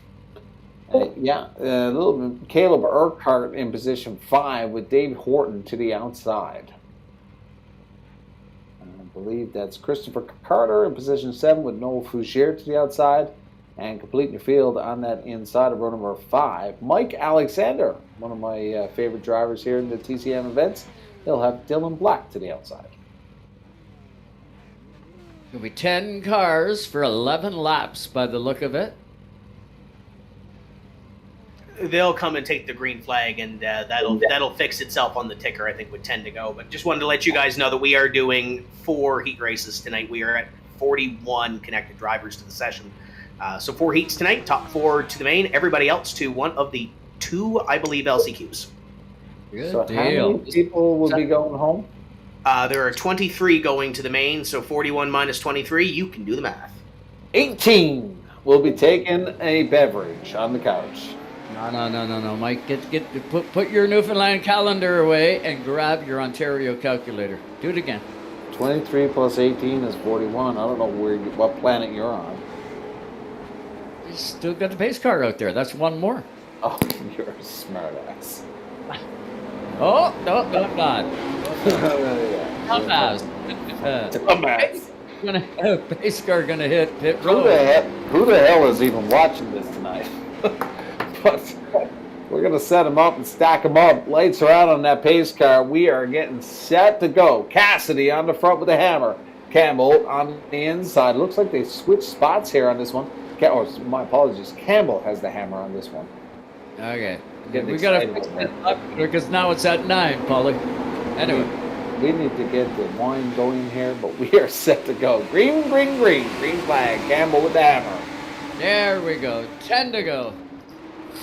10 laps on the board. 4 heat races here tonight, Joe. So this is the 1 of 4 as we get to 73 going for a ride. That's Dave Horton upside down. He may need a lift. Nope, still green. Still Still green. green flag. He's opted to hit the tow button. He's going to head to the pits. Dave Cassidy controlling it. 99 to the back bumper. Gives him a little brush. We got another car to the back of the field. That's going to be Rogers, I believe, coming around. But we are still on the green. Single Dylan Black. My apologies, the 08. Black on black. But here comes the 99 to the bottom. He'll take that lead away from Cassidy. But here comes the 78 of Johnny Fitzpatrick. A little island boy. Fitzpatrick fitting into that second slot. He did a nice job. Followed the 99 right through, Mike. The 13 car not giving up, though. Cassidy trying to get it back on the high side. We'll see if he dips down here. Maybe the car gets a little too loose down there. He's got to maybe use the banking. I almost dropped the TikTok there. Joe, you on TikTok? No. No. What's TikTok? TikTok, TikToks? No, I'm not Twitter. I know Twitter. Not Twitter. Why don't you show your age? It's okay. Got all those gray hairs cut today, buddy. Are you on that new app, Grinder? Grinder Finder. No. Oh, I'm sorry. Campbell with the lead, the 99, controlling this one by 4 car lengths on Johnny Fitzpatrick. He's an island boy. So the little nice and easy here. A couple single file incidents here, but 4 to go here, Joe. This one's going pretty good. I'll bet you that is the John Fitzpatrick I know. But here he is running second right now. Campbell out front, showing the way, and doing a real good job. I don't think that lead is shrinking at all. Still bouncing around 0.8 of a second. So it looks like Campbell's fairly safe with 2 to go. 15:54 was the best time. It was his last lap, so not as quick as this qualifying as we take a peek at Caleb Urquhart in the 41. And this is, or the 11, my apologies, as we get this one final lap. Brandon Campbell going to take it home. Make it another win for the 99 of Campbell here tonight. He loves this track. Told us that in his interview. He loves it. This is why. I just want to know which bet Tim Terry had lost to allow Brandon Campbell to pick the track. Yeah, really. Fitzpatrick finishes up second. Cassidy third. Bombercat back in the 4th spot. Alexander made his way from the rear there, Mike. Fougere in 6th. Carter 7th. Black is gone. That's it. I know we were only taking 4, so Mike Alexander was sitting on the outside, so that means he's going to head over to the LCQ. Last chance for romance. as we restack them here for heat race number 2. Top 4 of this one's going to the big show, so several of these drivers are going to have to vie for that LCQ, and if they don't make it there, they're going to be drinking some cold beverages here tonight. Here we go. Rational Richard Drake going to get the hammer on this one. He's going to have Chris Ewing to the outside in the 50. Row number 2, the 98, Kyle Gavin. We'll have Joey Stiers there with him. Bobby Hutchins is in row number 3 with Craig Tully. And then we also have Cadence Frizzell. I haven't seen Frizzell in a while. He'll have Mr. Burke. That is Corey Burke in the 101. And as well, we got Hamilton, Norman Hamilton in row number 5. And he'll have Owen Marr complete the field. 10 cars, 10 laps. Not all of them going to go to the feature. Remember, the hooligan race, if not once or twice tonight, to settle the score and set the field for what we're going to see in the feature event. As the pace car goes down pit road, we got the loud pedal getting hit here. We talked to Rational Richard earlier. He's going to be dominant as we almost get 3 wide here to 23. That's Joey Stiers. They're stacking them up here for that P2 position. They are taking the gloves off here in lap number 1. They are fighting for that position number 2 as we get side-by-side battles here. High up in the track. That's Kyle Gavin as he tries to hold on. Almost a little crossover there. Going to try the inside here, but he's going to go single file behind Joey Stiers in 23. Drake out front, not a problem for Mr. Drake here tonight. He's rolling, having a good time out there. This track, Mike, is relentless. With the late model style cars, street stocks, if you will, they pound the wall. You don't see them go flipping and flying, not like these guys. I've seen a whole pile of them in practice need another car. So you don't want to hit the wall. You got to keep the fenders on and keep her going. Oh, here we go. Bob Hudgens going to go wheel to wheel. That is going to cause a lot of damage, but we are still under green flag here as he hit the tow button. 6 to go here. It's all Richard Drake on this one. Big battle for P2. We're only taking 4, so we're going to be watching Craig Tully trying to hang on here in the 05. He's got the 50 of Chris Ewing on the outside just by a couple of tenths of a second. So that is the window of opportunity right now to keep an eye on as we hit cross flags. 5 to go. Rational Richard Drake controlling it like he predicted here in the early interviews. Yeah, he's taking a night off of Scotia's Speed World, and he jumped into his iRacing Legend car. Look at him go. He's putting a show on. 4 to go, Mike, in this one. What is it? 4 qualify? 5 qualify? 4 qualifiers with 4 of each qualifier making to the show. The rest are going to go into the LCQ, last chance for romance for the final position. 60, he's got to get it in gear. He's got to go now. He started on the front row, Mike. Got to be kind of disappointing for the 60 car. He's got to get her going right now. 100% as Chris Ewing tries to pick up that spot. We may have to pull in Tim Terry to verify, but I believe I heard 4 heat races, top 4. But that is correct, Paul. Producer has verified that. So top 4 heat race, rest of the heat race qualifier, as we see checkers for Rational Richard Drake. And that's where you want to finish. The 60 goes on to the hooligan race. Totally the last car that's going to see daylight and head directly to the feature from this heat race. Good run for these guys. Good run for Drake and 141. Rational Richard. Look at him go. He'd be a happy guy. I think anybody would be happy to make it the main event here tonight. 41 drivers vying for this one. Only taking 23. So we are set again. No wasting time here tonight, Joe. Heat race number 3 is getting stacked up. And one of the Rev Racing boys, 34, Mike Rhino, is going to get the pole on this one. He is going to have Nathan Blackburn on the outside as well. Chantel Pottle has now made up row number 2, and she will have Ted Woolridge. Quentin Carpenter is going to be in row number 3, and he's going to have Kenny McKenzie in that row. Also, Todd Cousins making the field here, as well as I believe that's Riley Duncan, and as well as Craig Kenny. And final there is Burke. Troy Burke is completing the field, not showing in the server currently. Hopefully he can make it in time before we hit green flag.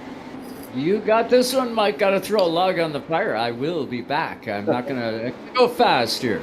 Grab yourself a cold Coors Light. I'll tag in here, take over for you, Joe. We'll get that fire rolling. We'll do a little Mike and Paul show here for heat race number 2. How about it? Well, I need a bottle opener for this bottle of wine. We can really spice this up. Well, I'm not getting paid enough to work by myself, but green flag is in the air. Nathan Blackburn, Mike Rhino taking off there on the front row, and Blackburn, the 844 there on your screen, has a lead, 3 car lengths over that number 34 car, Mike Rhino.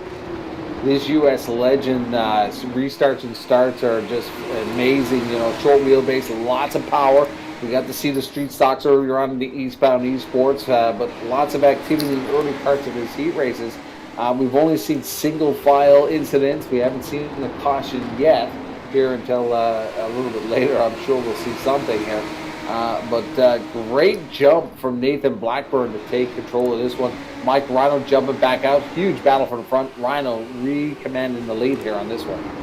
And there you can see he's taking that Jack Daniels number 34 Legends car to the point. 6 laps to go here in the heat race. Almost already at halfway. And what's cool about these Legends events, these heat races here, race official Tim Terry letting them have at it. Letting them take the gloves off. Single car spins, as we've seen. Not going to throw the yellow flag unless it's a multi-car incident. So picking up laps, putting them down, and we are racing, getting closer and closer to the main event, the Brandon Campbell 99 Invitational. And we saw Brandon Campbell. He's currently got the Legends car qualifying record here at this particular racetrack, but we saw him get beat by 0.04 of a second by Ryan Kuhn, who's got that 10,000 I rating. Ooh, a little bit of a wiggle there for Blackburn. Yeah, big shake up there now as we see Blackburn fall off. Tanton Woolridge going to pick up that spot. He do. Oh, he ironed into the wall. That's going to be at the caution here with 4 to go. Upside down. Blackburn, who controlled this one, is going to find himself on his lid. I thought, hey, you remind me, I left the damper open, but man, I came back in time for that. What a wreck. Those are the ones that in real life you just got to hold your breath, because we've seen some doozies in the U.S. Legends across Atlantic Canada, and they can be really nasty. But this one's going to be a nasty. Paul, take us through. Bada boom, most upside down guy in the room. You see the contact there. He gets in to the O2 car. He does a little bit of a flippy-do action. The 44 does it as well, and you guys know the rules. We got to back it up. We got to take a look from the inside of the car. We got these quickie yellows here for the TCM special event, so we'll try and get it as quickly as we can, and bing, here you go. The combination, or the contact there, and you can see, tries to save it, overcorrects just a little bit. Ground, sky, fans, ground, sky, sparks, ground, sky, fans, sparks, sky, ground. There's the ground. Lands on his lid. Sticks the landing. Stickers. Well, it looks like we got a quick repair on that one. Oh, we're already green. 2 to go here. Where the hell were you? But we are battling for the front here. Mike Rhino and Woolridge for now going at it. 3 wide for the lead here, Joe. It's going to take up, though. Whoa, hold on. Final lap to keep it green. Duncan Cumberland smelling like a rose with the wind. Look at that. What a race with 3 wide for the lead there between Woolridge. What a shakeup. Rhino's not going to find himself. He's going to find himself with his teammate Mike Alexander in the last chance qualifier. Looks like it's going to be Duncan, Carpenter, Kenny, and Tanton Woolridge going to make your top 4 into the main event here tonight. Rest of the field, Chantel Bottle, Rhino, Cousins, McKenzie, Blackburn, and Burke will find himself in an LCQ. Yeah, don't go anywhere, fans. I'll tell you what, these last chance qualifiers, they're going to be barn burners. You get guys like Rhino, last chance qualifier. Look out. Mike Alexander, Magic Mike in an LCQ. Come on, this is going to be intense once we get to those LCQ. I got to put a feeling we're going to see quite a few cautions in that one. So here we go. We got a starting lineup for our next race. We got Dustin Bombercat going to take it from the pole. Is that Vetch? Yeah, is that how you pronounce that? Bitch, like bitch. Yep. Terry Duguay, good friend of Race Time Radio, going to fire off from that 4th slot, Byron going to fire off in the 3rd spot. And Tony Wright there in P5. He's going to have Owen Groves. We've seen him earlier. Then we got Brandon Lively, and then at Thomas Axum, and Ryan Twinham, and Brandon Hiscock. Completing your field. Another stacked field. Let's see if Dustin Mombercat can get this done. Terry Duguay, one of those pro stock tour drivers that he can get it done. You got young Owen Groves in this one. A lot of stout competition in this one here. Now that Mike, this is going to be... That 113 Thomas Axum, is that a name familiar to you? No. I have a funny feeling, I don't know if Paul can help me out here, but is that an American in the field? It said New Hampshire, so I would think, unless you got one of them out in the rock, he'd be He's from Newfoundland. We'll go with that. St. Pierre, Miquelon. Okay, pace car. Go on, get out of here. Nope, one more lap. And then we're going to turn these guys green. Top 4, move on. From Lights back to its qualifier.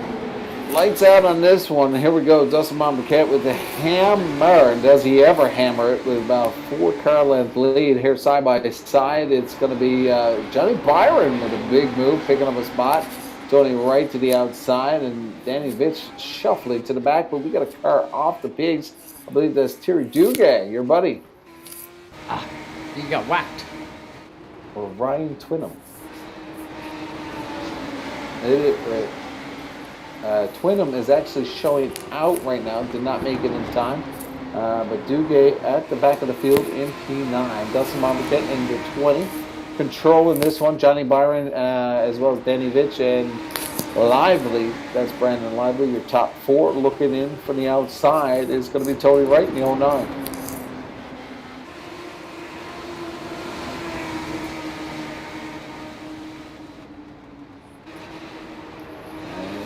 Here we go, damn closed. Mombercat out front. Look at the 7 to go. And he's got that 20 car looking good, but watch out, Byron is on his way. He's, 8/10ths behind right now, and clicking it off. 29 and third, Lively up into the transfer spot. Axton going to be trying to go whatever he can here. He wants to make it into this feature. I don't want to run the last chance when you got big names in it like that. I'd rather go for it right now in the heat race. How about you, Mike?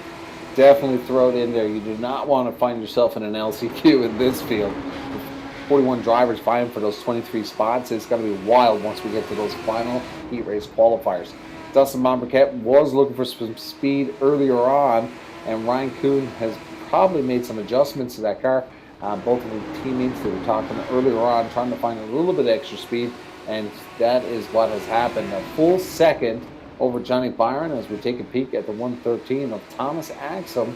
Axum now finds himself in P4. That is the position to make it to the big show. 3/10 of a second off is Brandon Lively. Lively on the outside looking in with 2 to go here. White Silk will come next, but time by, Joe, for Dustin Mombercat. Yeah, he's got to just keep it going just the way he's been going right from the drop of the green flag. Dustin Mombercat going to win himself a race here tonight. Byron is looking good for that 2nd slot right now. We have 20 being scored for Dustin Mombercat, but he is actually the 16 cars. He collects checkered flags. He's going to take it home with some big position as he gets in the back of, I believe that's Ryan Axum there. 16, but the top 4 on this one is going to be Mombercat, Byron, Vitch, and Axum making it to the big show.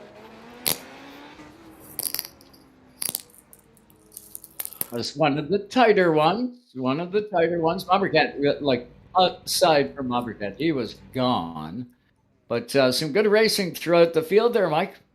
Yeah, full second there for Mombercat, so but lots of speed here as we get set to go again. The Johnny Byron did a great job making it to the main show as we get set to go again. I believe we're going to see our first LCQ here. Tim. Yeah, just a brief little hi, how you doing on this? We've got 15 laps in these LPQs. There's a couple of drivers that have disconnected already, so not full.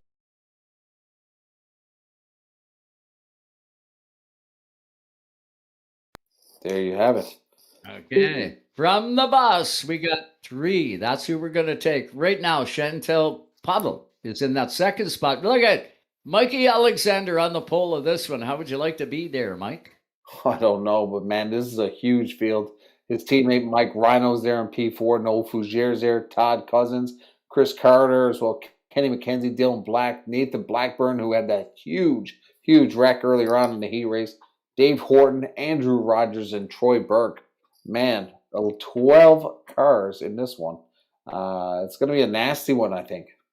Well, you get 3 out of this hooligan race, just 3 to move on to the feature tonight.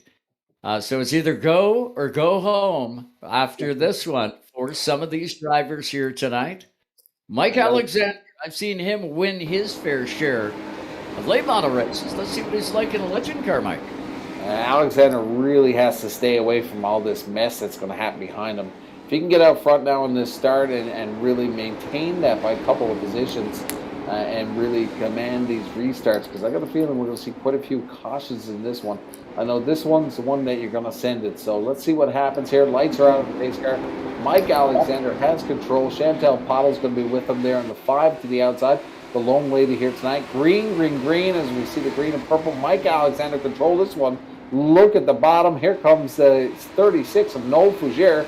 He's going to take that P2 away, and he's hard charging right to the back bumper of the 75 of Alexander. I'm going to be, 75, way up the racetrack. Don't want to do that too many times. I wouldn't imagine caution flies. And there's the prediction, Joe. I think this is going to be a messy one. 15 laps on the board, only one completed. We're already here on first caution. That's going to bring in Paul Showtime Strickland Jr. to take us back in time, as it was not on our screen. Yeah, looks like it was a little bit further on back in the pack. The 08 car of Dylan Black, black on black, as we heard a little bit earlier on here.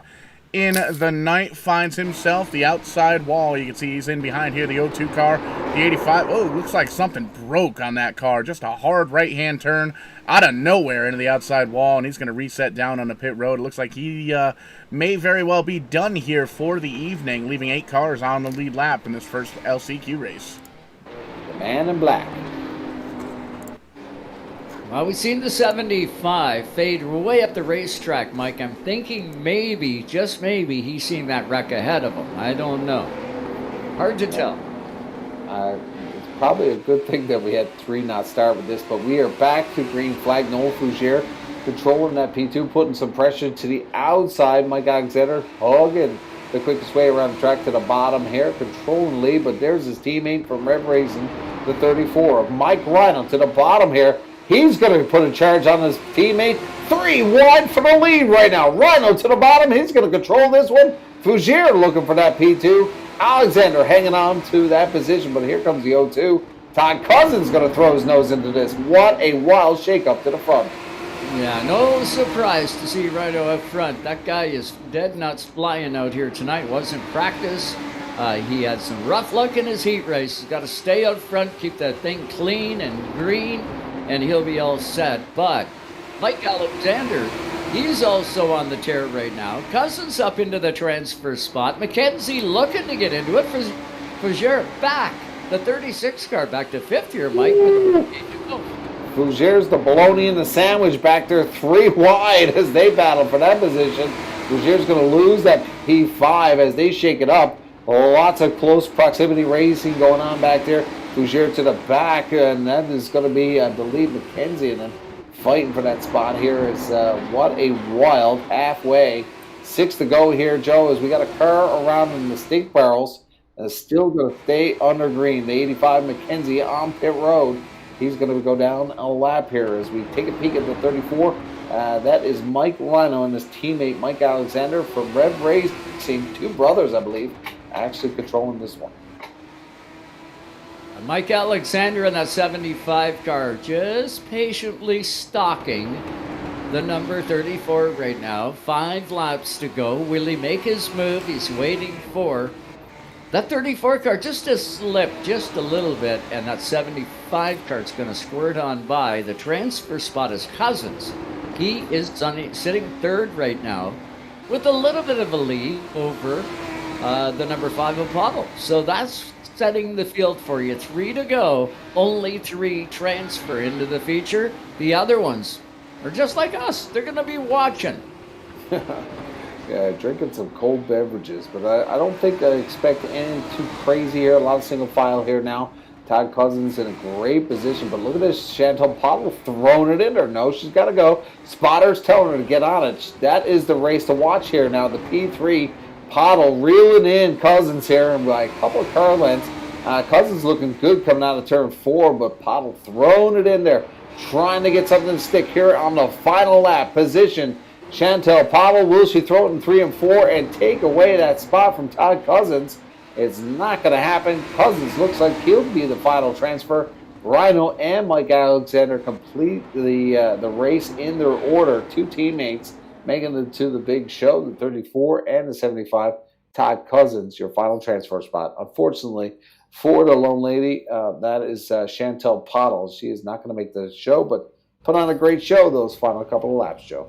Absolutely. Tell me something. Does race director Tim Terry frown upon maybe a little contact on that final lap to make it into a race? Does he frown on that? Would you get black flagged? Or would he look at that as kind of NASCAR style racing? I don't think, like you said to me one time, you can't take the racing out of racing. Now, if it's a blatant takeout, I think he frowns front or right. He not gets excited about that stuff. We've seen some DQs in turn 4 in the past, but I think he has a similar philosophy as you. You cannot take the racing out of racing. I gotcha. Well, and it's tough, right? Because that driver that is out front can always tap the brake. If I know you're going to get black flagged, I can always tap the brake, and that's a quick way to get rid of you when you're only 2 inches off the bumper. But here we go for our next qualifier here. 3 will transfer. Mike, take us through the field, will you? Well, that 50 Chris Ewing, one of my favorites here in TCMs, he's going to have the pole here. He'll have Brandon Lively in P2, Bob Hutchins on the inside of row number 2, Owen Groves to the outside, 2 new Flanders picking up that row number 2. Row number 3, Corey Buckle, as well as Burke, and as well as Wright. But we are back into the race already. So as we see P2 battle right now, Bob Hutchins is going at it with Owen Groves, but we've got cars all over the place. Several cars under lids and flipping. That's going to bring out first caution here on lap 1. If they could have bounced just a little bit more, they could have saved themselves a button. They could have just bounced straight into the pits. Yeah, wicked way to get things going. And we're going to need Paul to take us back, as there was quite a few cars involved in this one, starting from the P2 position. Paulie Bear. Yeah, this is one of those ones we're going to have to take a look at the Kong Beer Bong instant replay from the blimp, because there was a lot happening here. Here you can see the battle for second. Little side-by-side action.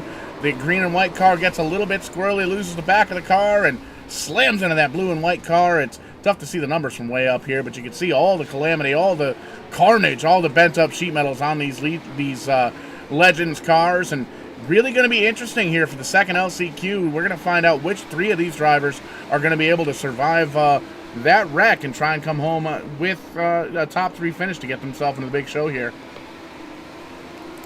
You're definitely going to shake this one up for sure, because a lot of damage, a lot of carnage on that first caution.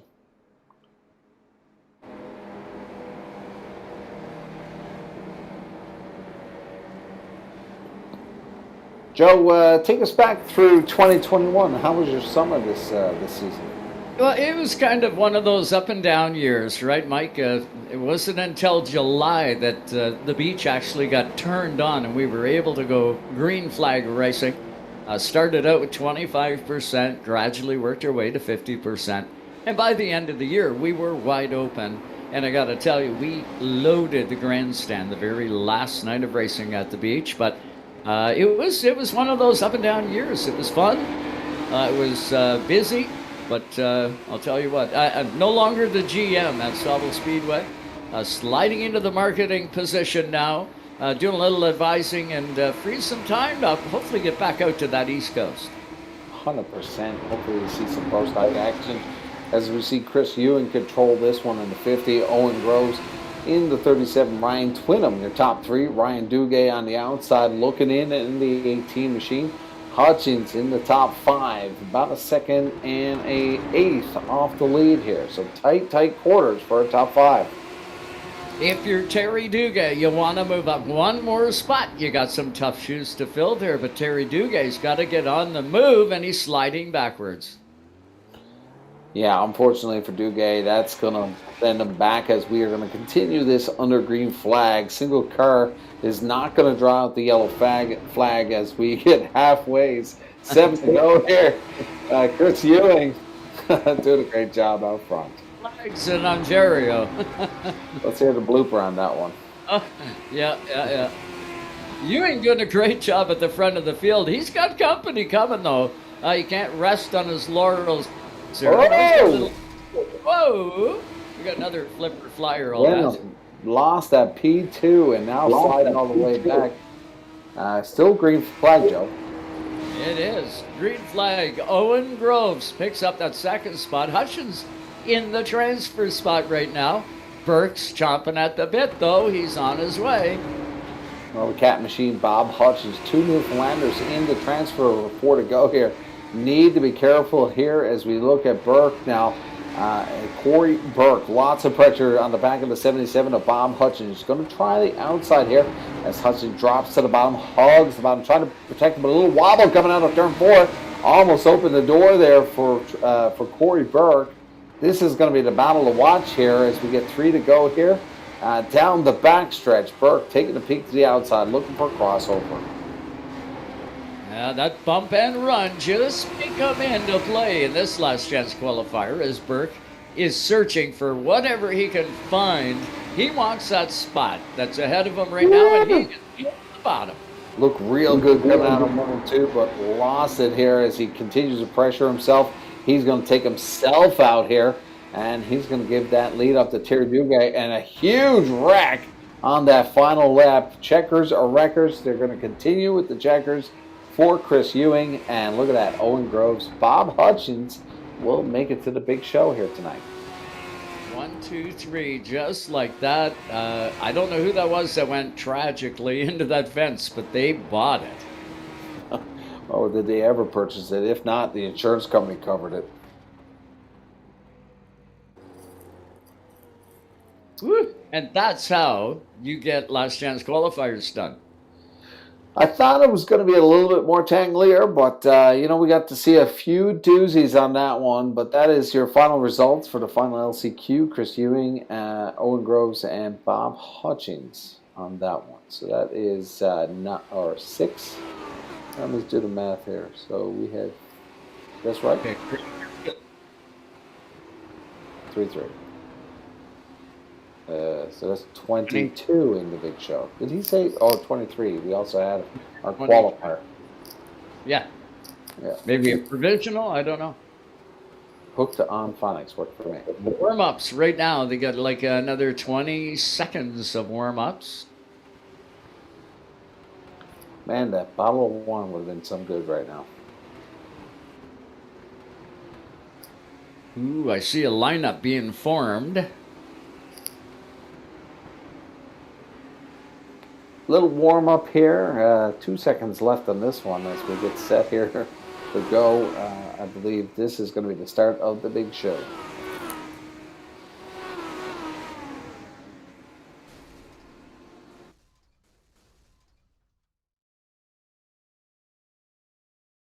I sure hope you're enjoying tonight's iRacing feature.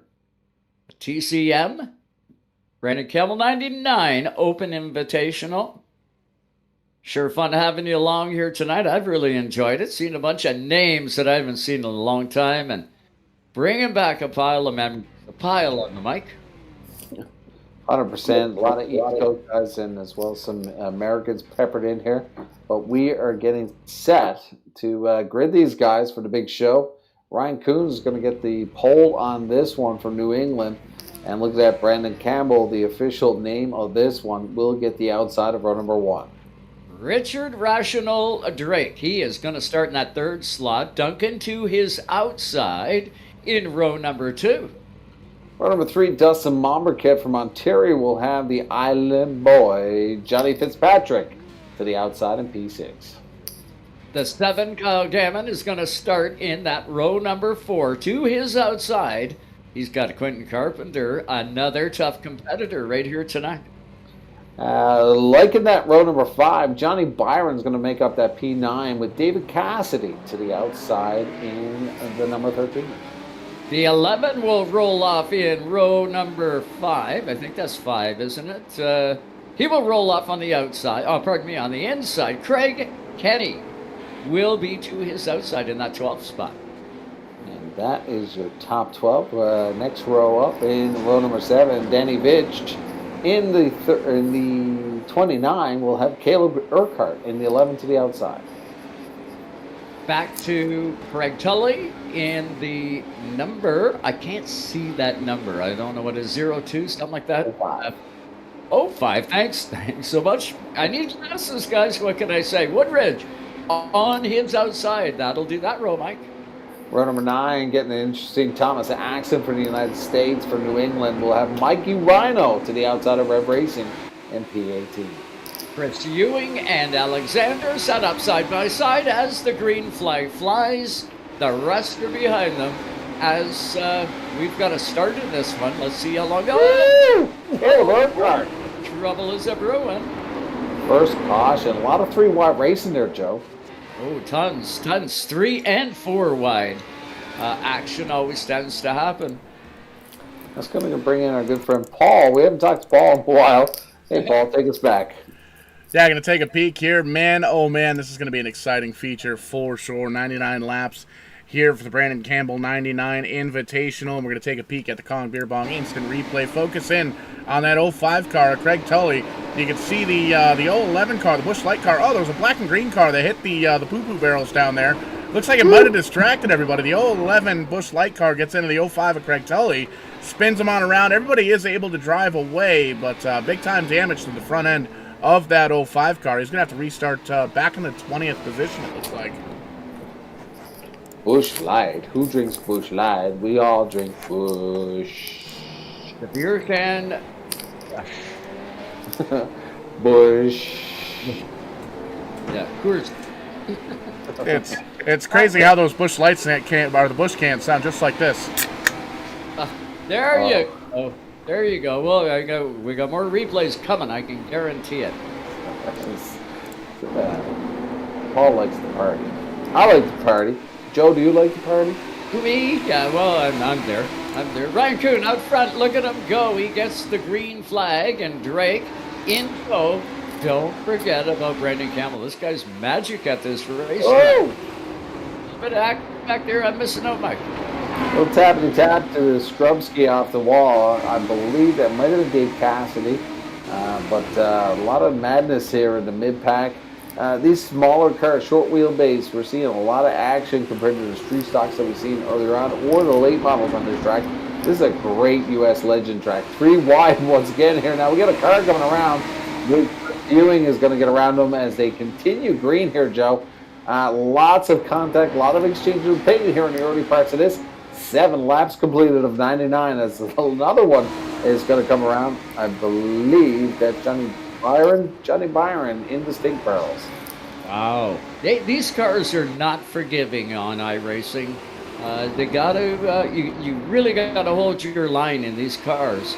And Ryan's got it figured out at the front of the field tonight in the 72. The 99, though, could be just laying in wait. You don't know. Fitzpatrick up into that 3rd spot, 23 for 4th, and Drake rounds out the top 5 right now. Well, like real-life U.S. legends, they just got a crack to them. High RPM, big CC engines, Yamahas in them, 1250. These things just have so much crack to them, and it's wild to see even in the simulator how touchy these cars can be. And when they get in within close quarters, like we've seen in the first couple of laps here, we get a little tangliness, and you sometimes see the cars on their lid as we keep an eye on that battle. Mid-pack, Mike Alexander trying to come around as Rational Richard Drake's going to slide job it And he's going to send the 10, I believe, down pit road. That's going to bring out the second caution here, Joe. Lots of action here in the early parts of the first 12 laps.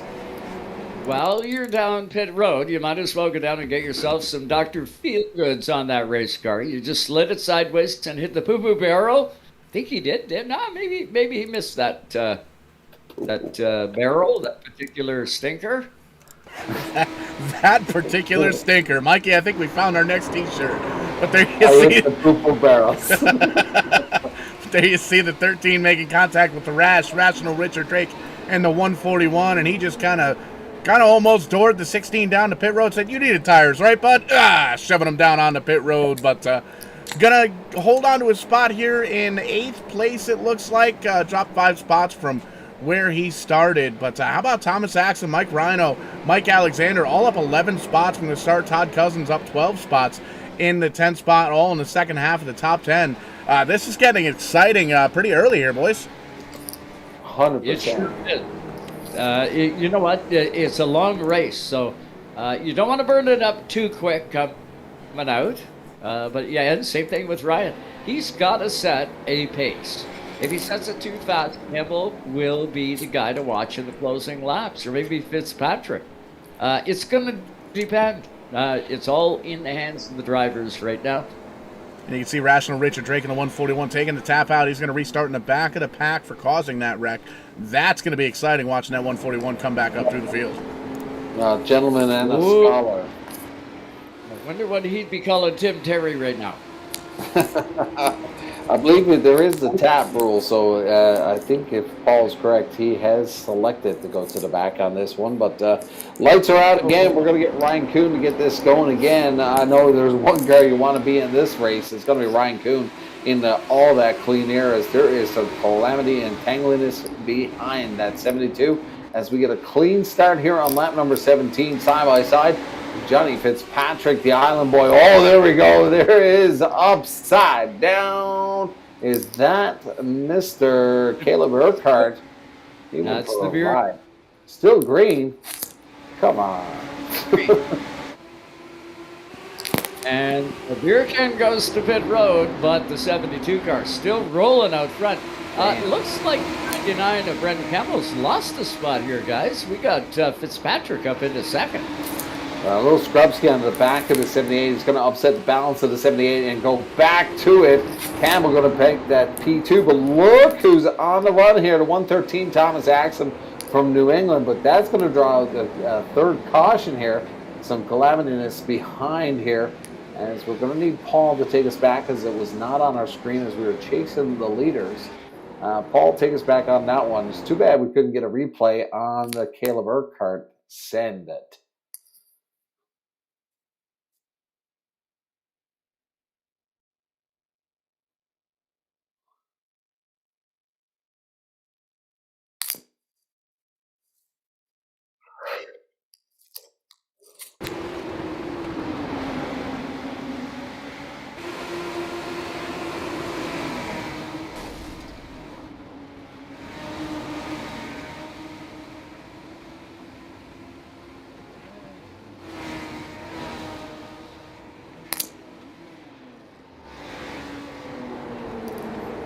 That's where you want to be about 80 laps from now. It's just a couple laps short of that.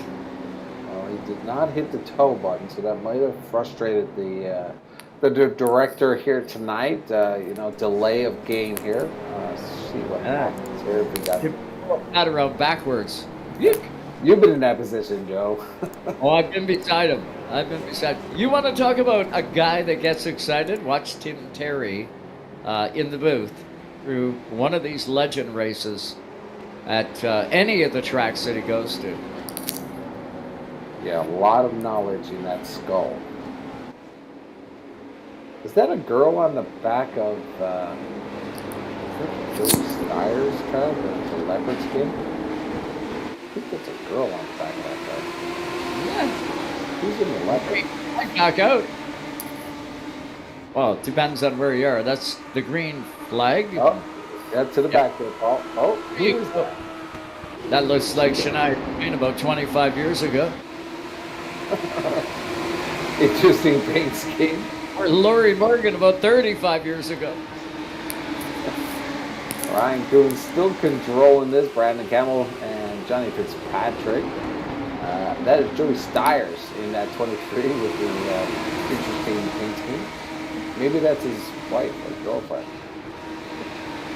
26 laps complete. Looks like the guys have got it sorted out somewhat right now. Kind of calm, cool, collected. Let's make some spots. Let's get a green flag run, and we'll find out what we got. We're all chasing the 72 right now for the lead, as Campbell is second, Fitzpatrick back in third. I don't know about you, but I'm chasing Joey Stiers' car. Lots of action in the back here as we take a peek at Bob Hutchins. Look at that. Chris Ewing going to go to the outside to try to make it 3 wide. Ewing trying to make something work to the back here. Hutchins going to make it a little tangly here. Comes up to the top of the track, controls that position, but some action to the rear of the field. So nice to see some activity at the end of the field. You betcha. You don't want to pin it down too low and the car get loose. If that's happening, you've got to go up the racetrack a wee bit. And I believe that's exactly what we're seeing now with some of these cars fading up and actually making some forward progress using the banking of this beautiful track to pull you around those ends. Well, we are almost 1/3 of the way. Ryan Coon has controlled this. Mr. Perfect here tonight took the pole, the top qualifying time, as well as controlled all 31 laps here as we see Chris Ewing way off the pace as the leaders come through. I don't know whether that magic, Paul, there, whether you can get a lap time on the 72. We know that his qualifying time is a 15:37.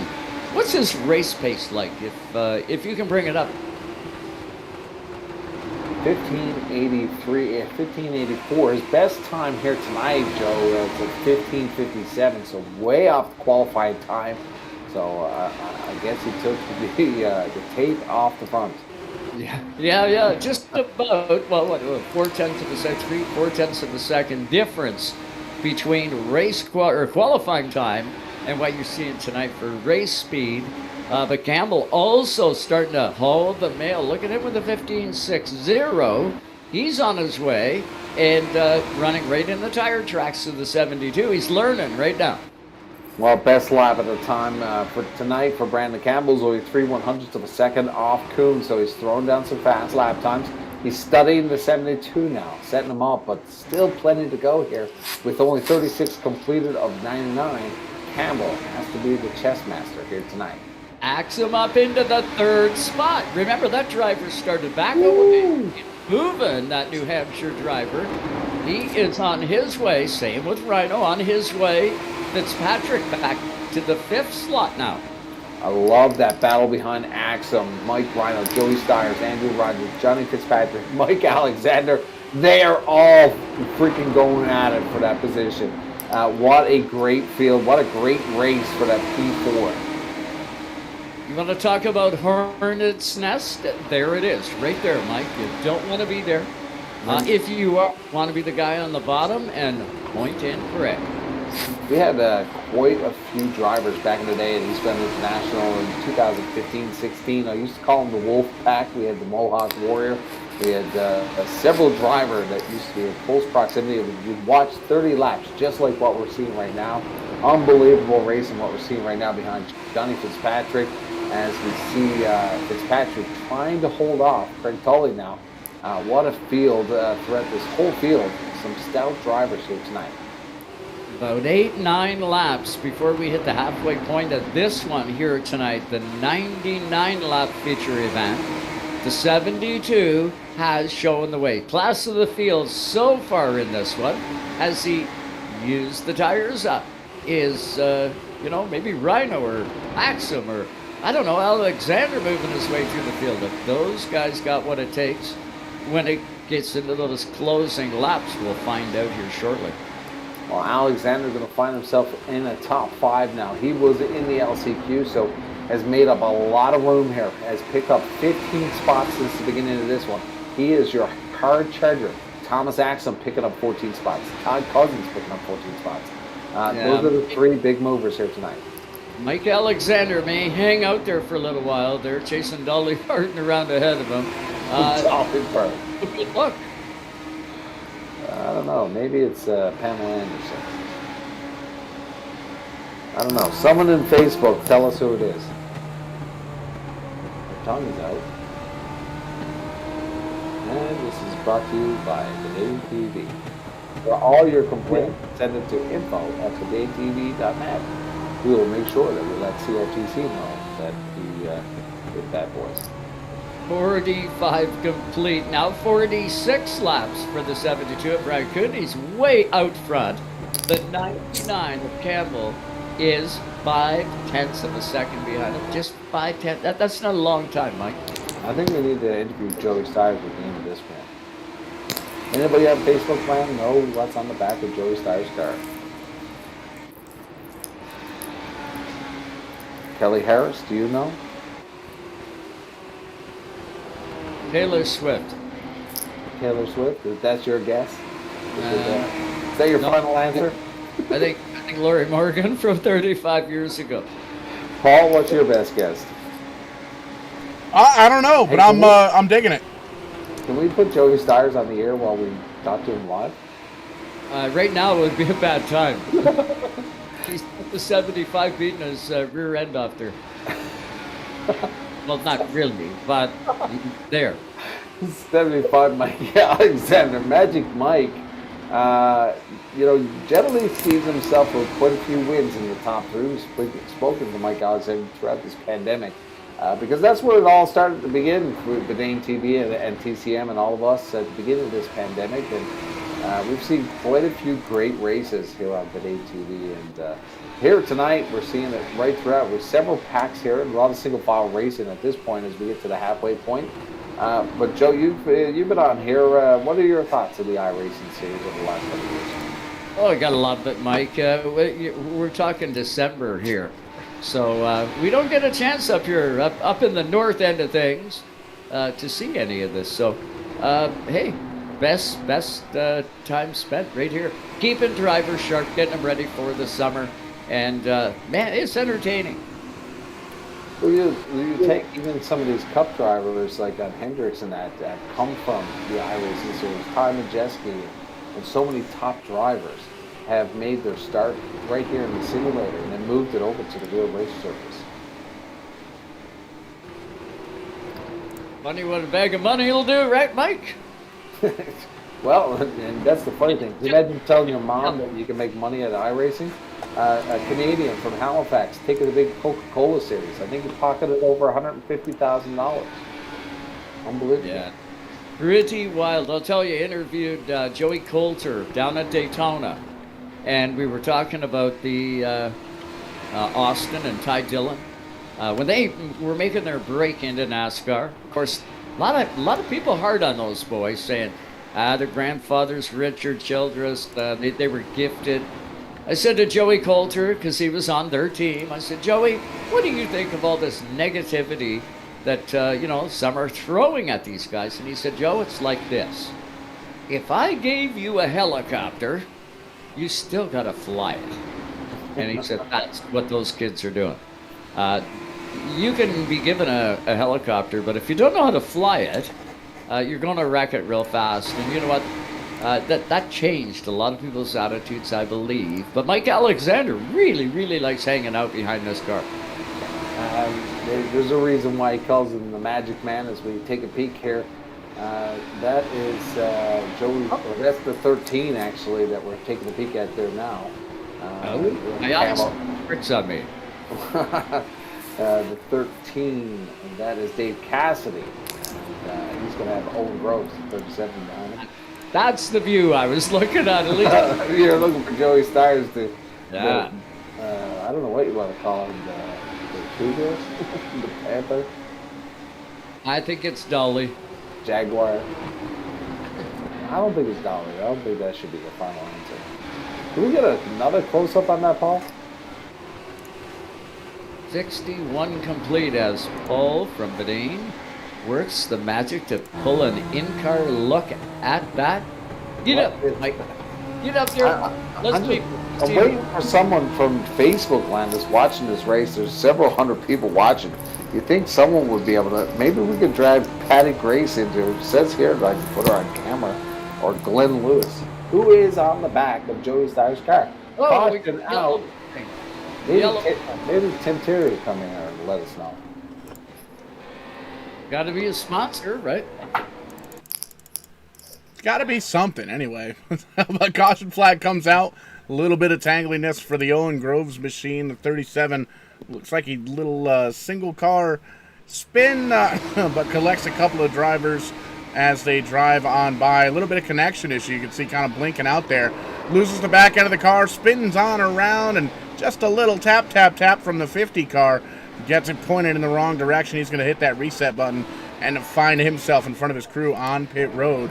Ryan Kuhn still the leader, though, here with just a few laps to go.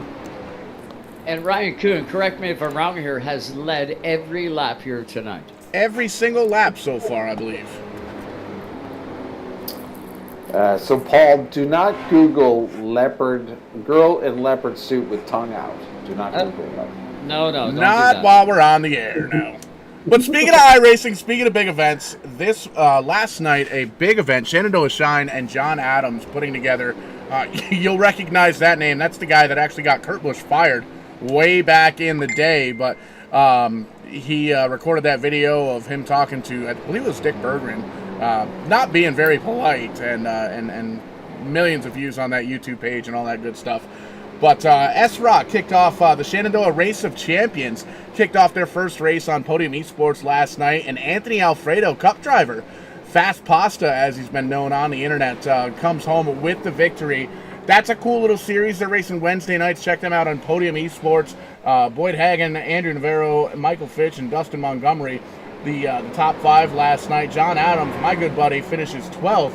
Right in front of Adam Gill and the old Giller that you've seen here on Vidane TV many, many times on Sim 500 and the Cup Series on Monday nights. So, cool little series. If you're looking for more iRacing action, definitely check them out over on Podium Esports, the Shenandoah Shine Race of Champions. That's pretty much who's who of sim racing, and lots of big names that are going to be in that particular series. Are you saying you want me to say something stupid to make you famous? No. No? Actually, just to rewind a little bit, Paul, that was Dr. Jerry Punch. Dr. Jerry Punch, that's who it was. Yes. Yeah, Dr. Jerry Punch. I know from sticking a microphone in those guys' faces. They are loaded guns. You got to be careful. 100%. Just like Mikey here. Every time we get him on Vidane TV, you gotta figure out where he's at, how many bottles of wine he's had. Hey, that's only happened once. And it probably would have happened tonight, but I did not have a bottle opener. I had fun with Tony Stewart a couple of times. Never got him fired up where he kicked me out or nothing. We had some fun. Scotch does a wonderful job. Oh, yeah. Well, he is in a good mood, too, when he wins, right? I got him after his sprint car went out this weekend. But the green flag comes out right here with 71 complete. Look at that, the 72 car picking up where he left off. Whoa, where's the 99 going, boys? Well, this is a bit wild here, as we only have 4 cars on the lead lap. Everybody down a lap. Rational Richard Drake at 141 is the first car down a lap here with 72 completed, with only 27 to go here. And that's going to be unfortunate for all these drivers that took pit road early. Will the top 4 be able to hold on to the 99? Will they be able to conserve fuel and tires? Will Ryan Kuhn get it done here tonight, as we see a lot of 2Y racing here? And that is Joey Stiers. They're trying to hang on as well. So top 4 on the lead lap. Ryan Kuhn, Brandon Campbell, Thomas Axum, and look at that, Riley Duncan. All on the lead lap. Ryan about to put another driver a lap down. Kind of getting shades, feelings of Sunset Speedway in the NASCAR Penny Series, where Alex Tagliani lapped every car in the field in a 250. Couldn't believe it. Alex never skipped a beat that day at Sunset Speedway, but I digress. 25 to go in this one here. The 72 picking him up, putting him down. 99 is recovered, boys. Look at that. Dax right behind him. Now I'm going to need Paul to jump in here. I know what's showing on our left side of the screen, but in the timing system it shows the top 8 are on the lead lap. Can we confirm? It looks like as I switch back over to the leader, 4 cars on the lead lap. Everybody else came down pit road as we were going through that last Kong Beer Bong instant replay. So Ryan Kuhn, Brandon Campbell, Thomas Axum, Riley Duncan, and now Richard Drake on the lead lap. Everybody else 1 lap down, but give a call to that 113 Thomas Axum. He's up 14 spots, the hard charger of the night from where he qualified, currently running P3. Look at this, trying to get around the 72, trying to get the lap back here. This is a wild mashed potatoes of a whole pile of U.S. legends around our leader, the 72, maintaining the lead here. But a lot of lap traffic that went down pit road have now headed past as we see Brandon Campbell, the new leader. Anything can happen in these races. The 72 car knows that too. He's got to play it correct here. He is dealing with lap cars. He doesn't want to get tied up in the big one with just 20 laps to go here. In this TCM main event for tonight, the Brandon Campbell Open Invitational, as the 99 car is currently in the lead now. The 72 car back to third. Well, Campbell actually had a bit of a peek as we take a look here. Single car, as we still stay green here. Campbell did get a peek here in the Street Stock Series in the Eastbound eSports. But with all that hard charging from lap traffic, those guys that went down pit road, that opened the door for the 99 as the 72, Ryan Kuhn, got caught up in all that hard charge. It was 3-4 wide when they were coming up through. So a lot of that madness has now gone by our leaders as Brandon Campbell tries to hold off the 113 of Thomas Axum. Ryan Kuhn has found himself a 2.5 seconds behind now. He's got a lot of space to make up here in the final 16 laps. Yeah, he's only got 16 laps to get it done. You lead this much of the race. Kind of a bummer that you fall that far back, but, and I say but, keep your eyes on the 72. You notice the skies are clearing. And when the track clears off, the 72 car is going to make his way back up towards the front. Still plenty of 9 car is really going there, man. 100% Campbell now going to take it down with 14 to go. Thomas Axum only a third of a second off the pace from the 99. This is going to be one to watch. The 113, if they do bring it the whole distance of the 99 laps, will you see Thomas Axum to the back bumper of the 99 and give him a little bump and run here? It's all about timing. You don't want to play too early and then have it received back to you on that final corner. Are the cautions over with now? Maybe we go clean and green to the end here. But if we get a yellow, look out. It will be, as Tim says, time to pull the bell out. And there is the like we were talking about. I think he hit the stink barrels. You think so? I think so. We were on board, but we're going to have to bring in Paul on this one. Definitely came close. Close, but no cigar. No stink barrels. Take a peek here. We're going to follow along here with the 0-2 of Todd Cousins. Comes out of turn 2. Everything good. Heads on down into 3. And you can see down on the apron. Loses the back end of the race car. Spins on around. Almost made it. But then he slims on down pit road. And he's going to get himself maybe some tires. Maybe some Sunoco race fuel. And maybe a little bit of an adjustment. Ryan Kuhn coming down pit road here with just a handful of laps left to go. He's going to try and get some tires on that legend car and see if he can get himself back up to the front. Proves to be a winner. I think those other guys picked up lots of steam with the new skins under them. It'd be interesting to see where Ryan resets here. He looks like he's going to reset in 8th spot right now. So really, he only gave up like 4 or 5 spots. Maybe make it 6 spots. For fresh rubber. This could count here, guys. 9 to go. 9 to go. Some calculations had to be made from Ryan Kuhn, but I guess he just looked at it. There was no opportunity here after the reset here these guys who went down pit road are going to have the advantage over Brandon Campbell and Thomas Axum. So Reginald Richard Drake is the top of our pit road activity from earlier on. Keep an eye on that 141. Fresher tires, only I believe, only about, I'll have to get a stat on that, but not that many laps on those tires compared to the 99. Well, Ryan Kuhn starts back in the 9th spot as the green flag flies here. We got him 2 by 2 from second on back. Here's where the tires come into effect here, though. 8-9 to 141, but we are wrecking back there with Chris Ewing. Still under green. Ewing still trying to keep control of it back there. As we make it 6 to go. Rational Richard to the back of the 99. Look at the crossover here. Thomas Axum trying to gain some momentum after losing that position away from the 141. With 5 to go here, they're going to make it interesting. Thomas Axum to the bottom of the 141, trying to get back up there. It does have a lot of laps on those tires compared to the 141. Joe, what is your pick on this one? What do you predict in these final laps? Man, I don't know. Brandon Campbell's going to be hard to catch here. It's going to be hard to beat. But that 113 car, man, is hauling the mail. You never know. A little bit of bunk draft help from Drake here. He just may get his way up there, guys. Joey Steyer's finding himself in P4 as well. He was one of those cars that went down pit road. Does he have something for the final laps as Campbell sends it around 3 and 4? He will grab 2 to go. Popsicle 6 in the sky this time by.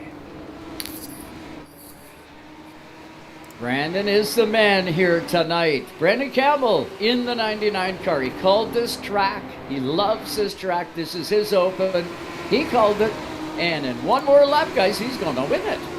White rag, white silk. The 99, Brandon Campbell predicted this one here tonight. Already got a win under his belt from the street stocks as he carries it around 3 and 4. Checkers are waving, whacking in front of the field. The 99 comes home victorious as he's going to burn it down. What a race for the 99. Unfortunately for Ryan Kuhn, who went down pit road, he's going to find himself all the way back in P8. But Thomas Axum, the other driver that did not go down pit road, managed to hold on to that P2. Rational Richard Drake, your final podium finish. Look at the positions of the 113. Thomas Axum is your hard charger, picking up 15 spots since the start of this one. What a great job from the American in the 113. But victorious right now, burning it down on the front stretch. The 99, Brandon Campbell getting it done here tonight. Ryan, or not Ryan, Rhino, comes out of the last chance qualifier, comes home 6th here tonight after 99 complete. As Campbell continues to burn it down, yeah, you might as well burn him off. Well, you want to pass tech, right? They're cheap here. Well, we got him in the booth there as he burns him down. Campbell, what's going on, buddy? Nice to see you guys again. You're a familiar person. Your seat right here. You did it, kid. Thank you. What are you writing your name with that car or what? I was trying. It's kind of long, but I tried. It didn't really work, though. Well, you did a good job. Take us back through that one. Ryan Kuhn's car, the 72 car. Man, that thing was on rails.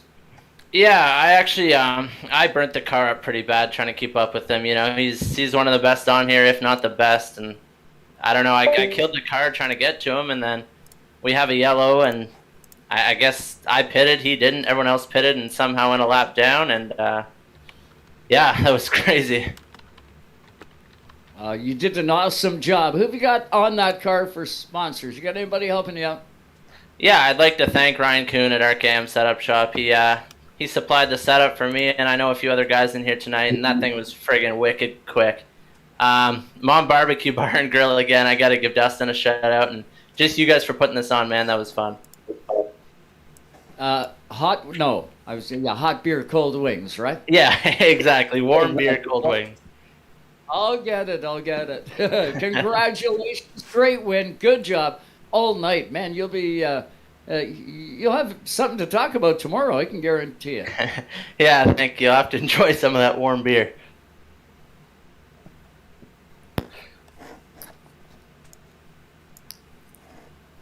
Mike uncorks another box of wine, I do believe. Where'd I you go wish there, it was- Mike? I wish it was a box of wine because I could tap into it. But I believe we got our second place winner, Thomas Axum in the 113. Thomas, you got a copy? Yes, sir. Hey, bro, man, what a run. You guys did not pit there. Kuhn went down and lost a lot of momentum. Take us back to the final couple of laps. Did you have anything for Brandon there? Yeah, I feel like maybe just a couple more laps. Just needed more. The longer the run went on, the faster it was. Just needed more laps.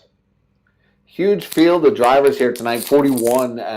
Some of them driving into the LCQs. You managed to pick up 15 spots. You are the hard charger here tonight.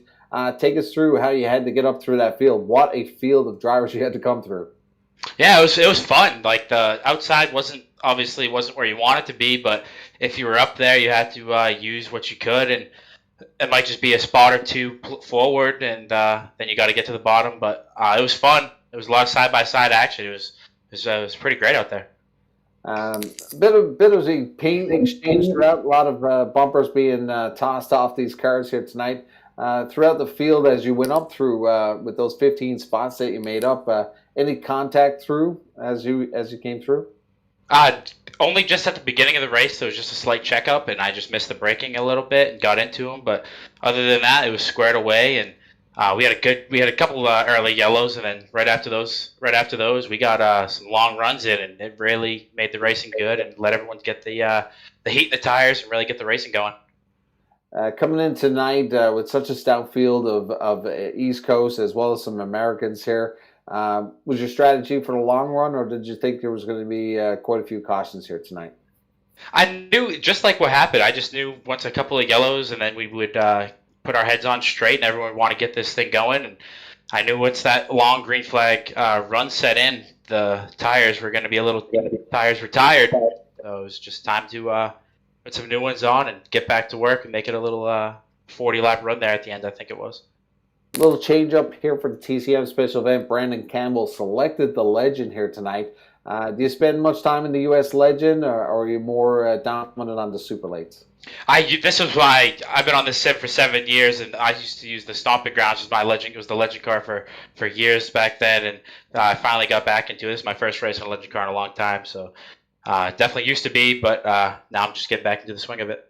Must have been a lot of fun here tonight, as some big drivers here tonight. A lot of people sitting at home watching and drinking beer, as we sat a lot of people here tonight. So congratulations on your P2. Who gets it done for you, Thomas, and who you want to thank?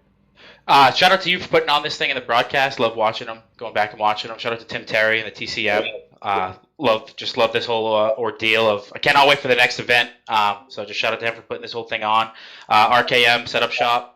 And then just a couple of guys who won. Brandon Campbell, and a couple of heat race winners. I think Dustin won one, and Ryan won a heat. So it was a good night all around. So just shout out to the guys back home. One final question. I think this is the first time I actually chat with you. What is do you spend a lot of time on the real racetrack surface, and where do you race? No racing in real life. Strictly a sim guy. Sim guy. Any ambitions to get on the real racetrack surface? Oh, one day. I do a lot of super late model racing on here, and I beat a lot of guys who spend their time in it in real life. So one day I'll get my feet wet in it. Well, it'd be awesome to see on the real race surface. Congratulations from all of us at TCM and Vidane TV. Thank you, gentlemen. All right. Good job, Thomas. Good job, man. That 113, Mike, it was coming. Oh, I think it was a rocket. Like you said, he needed a couple more laps to kind of straighten out with Brandon Campbell. But unfortunately, the clock was up, and Campbell did select the amount of laps on this one. It was a 99. So I believe we have Rational Richard Drake. Joe, a very familiar face for yourself. Have some words with our third place. Well, normally I see this guy picking the pieces up. Tonight he was picking the laps up. Finishes this one in third. Richard, what a run for you here in the 141. Yeah, thanks, Joe. It was pretty exciting, given that we had to come back from 20th at one point in the race. So I was happy to be able to drive forward again. So, did you go down pit road? I know there was a herd go down there. Were you one of the guys with late caution? You ran in, grabbed some new sneakers, and did it make a difference? Oh yeah, it's a huge difference. We noticed the fall off was about 6/10, so at that point I really didn't have much to lose because we weren't in the great spots. So we figured our main advantage would be to, since we lost the positions earlier in the race, to try to do it on tire strategy. And yeah, it definitely made a big difference and was able to pull us forward. So we got 99 laps in the books. That's the end of the race. Did you want maybe another 20, 25? Was the car coming to you? Are you glad it's over? How about it? Oh no, well I mean, unless you're in that first spot, you always want a few more laps. And I honestly, it was a fun little battle at the end there. We all pitted around the same time, so it was pretty even on the tires there. I know my car was a little shot just from trying to move everything through the pack, but no, Brandon and Thomas were really having a great run out there. So would have liked to battle with them longer once I got out there, but the end of the race is the end of the race. I'll tell you, it looked like if you and Thomas would have locked bumpers and did a little bump drafting, you may have caught up to that 99 car. He was dead fast. Great to see you, Richard. Great to talk to you, man. I haven't talked to you in a long time. Hopefully we get a chance to talk real time in 2022. Buddy, congratulations on the third spot. Thanks very much, and great to have you on the broadcast, Joe. You bet. I've enjoyed it. Mike, this has been great. Top 3. Look at that. Awesome job from everybody here tonight. You know, you got a field when you got some of the big drivers sitting home watching here tonight. So always a pleasure to be here at TCM Special Events with our good friend Paul and, of course, our director Tim putting on a great show here tonight, keeping it green. And but just an awesome night, and always a pleasure to be side by side with Smoker Joe, the legend. You know, I don't think Tim Terry even had to break out the Tylenol tonight. He was probably had kind of a mild night. A lot of drivers did a real good job here. This was exciting. This is the first legend car race I've called, along with you, Mike and Paul. It was awesome. It was a great night. Great late model racing. Sportsmen. They weren't supers, but hey, it was a dynamite race. Both twin 50s and then this legend car race. Man, this was off the hook. I do need to throw one thing in here at the end, though. We talked off the top of the show that Brandon Campbell was the world record holder for iRacing for a legend car at Southern National. Is that still right, Brandon? Is that your official title? Well, just call me two-hit wonder. Okay, well, it might not be two-hit wonder because technically the fastest lap of the race tonight was a 15:37 and turned by Ryan Kuhn. So you might have won the race, but you didn't get the record. We're just going to set that straight. And, oh, by the way, unofficial points, Noel Fougere, even though he didn't qualify for the show, unofficially still your TCM point leader. As Paul, by the way, thank you to Joe and thank you for Mike for hopping in. We might have one more unbroadcasted race between now and the next one that we have currently scheduled, which is another favorite of Brandon Campbell's, the second annual TCM Holiday Smashed Potatoes. The Enduro race, it returns to South Boston. I believe we are going to use the street stock. So it's usually 200 laps or a 1 hour show. Run what you brung and hope you brung enough. And hope you get to the end first. All rules and everything else out the window. It's a fun broadcast for us at the end of the season, getting ready, or the end of the calendar year for the holidays. But looking forward to that, Paul. I know we've got NEPS coming up here in the next little while. We're getting busy. TCM Live. Big show last night with Frank Frazier, and a couple more to close off the year. But what else do you have on Vidane TV coming up? Yeah, phenomenal show last night with Frank on TCM, Tim's Corner Live for episode number 40. It's crazy to think we've been doing that for 40 episodes now, and it's just a phenomenal show last night. Definitely check it out on the Vidane TV YouTube, the Tim's Corner Motorsports Facebook page, as well as the Vidane TV Facebook page. But next couple of Wednesday nights, we got the doubleheader action, Tim's Corner Live, bringing us the best racers from the Maritime Canadian area, and Loose Lugs Cup Series racing after that, getting close to their championship race in late January. They just crowned the 12 drivers that are going to be racing in the round of 12 to crown themselves a champion. And NEPS is back on Thursday nights. Next Thursday they are back. The 16th they're back as well. A little bit light on the week of Christmas, the week of New Year's as well. But TCM Smashed Potatoes going to be December 20th. So a little bit light on the schedule here for December, but January we kick off with a bang. The NEPS, New England, Pennsylvania iRacing Oxford 250 qualifying night is going to be January 4th. That's a Tuesday night. And the Oxford 250 going to be January 8th. That's going to be a big-time race. Do not miss it. Live on Verdane TV, we've got the Tim's Corner Motorsports Jim Hallahan 333, second running of that race on January 9th. And lots of cool stuff. Loose Lugs Cup Series bringing us home all the way through, again, January 26th, their championship night.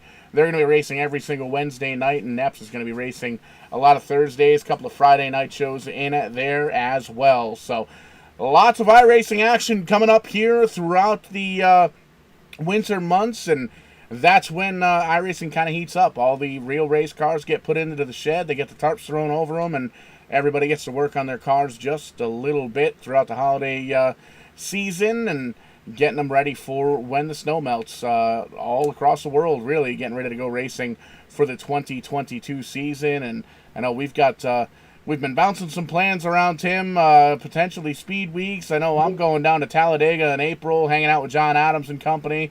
Apparently Ray Alfala's buying us all tickets. That's going to be a lot of fun. So lots of cool stuff coming up here on Verdane TV. Tim's Corner Motorsports is popping. Eastbound eSports, we just kicked it off here tonight with Twin 50s. We're going to be bouncing back with some more Eastbound races. You can bet your bottom dollar on that. But for everybody up here at Verdane TV, Tim Terry for Tim's Corner Motorsports, Mike James, the Island Boy from up on the rock, Joe Chisholm jumping on in from, where are you from, Joe? Race Time Radio, Sunday night. Don't forget it. We're going to have the action from the Snowball Derby. After it's done, we'll have it all for you live on Sirius XM, Channel 167. Merry Christmas, by the way. If I don't see you by then, it's December. I can say that. Oh, we'll be hanging out before then for sure. And Tim actually said December 22nd, the Tim's Corner Live, we can all get drunk and we're all just going to kind of hang out. So, Joe, you should come hang out with us. Whoa. Hey. Okay. I've already started drinking. Sam. Brandon is well prepared since he missed last night, right? Well, Brandon also won a race tonight, and it's the first time he's Two. won. Well, okay, yeah, 2 races. All right, I can't even talk smack on that for sure. Hey, Started throwing. Okay, hold on. Since he won the race tonight, Paul, let's let Brandon get us out of here. On behalf of the whole crew, my name is Tim Terry, the voice of whatever we do here on Wednesday, Thursday nights. Until next time, keep the hammer down, and We like to party. track. And we like to party. Push. We like to party. We like to party. We 'Cause like I'm to an party. island boy. I'm an island boy. I sure hope the mic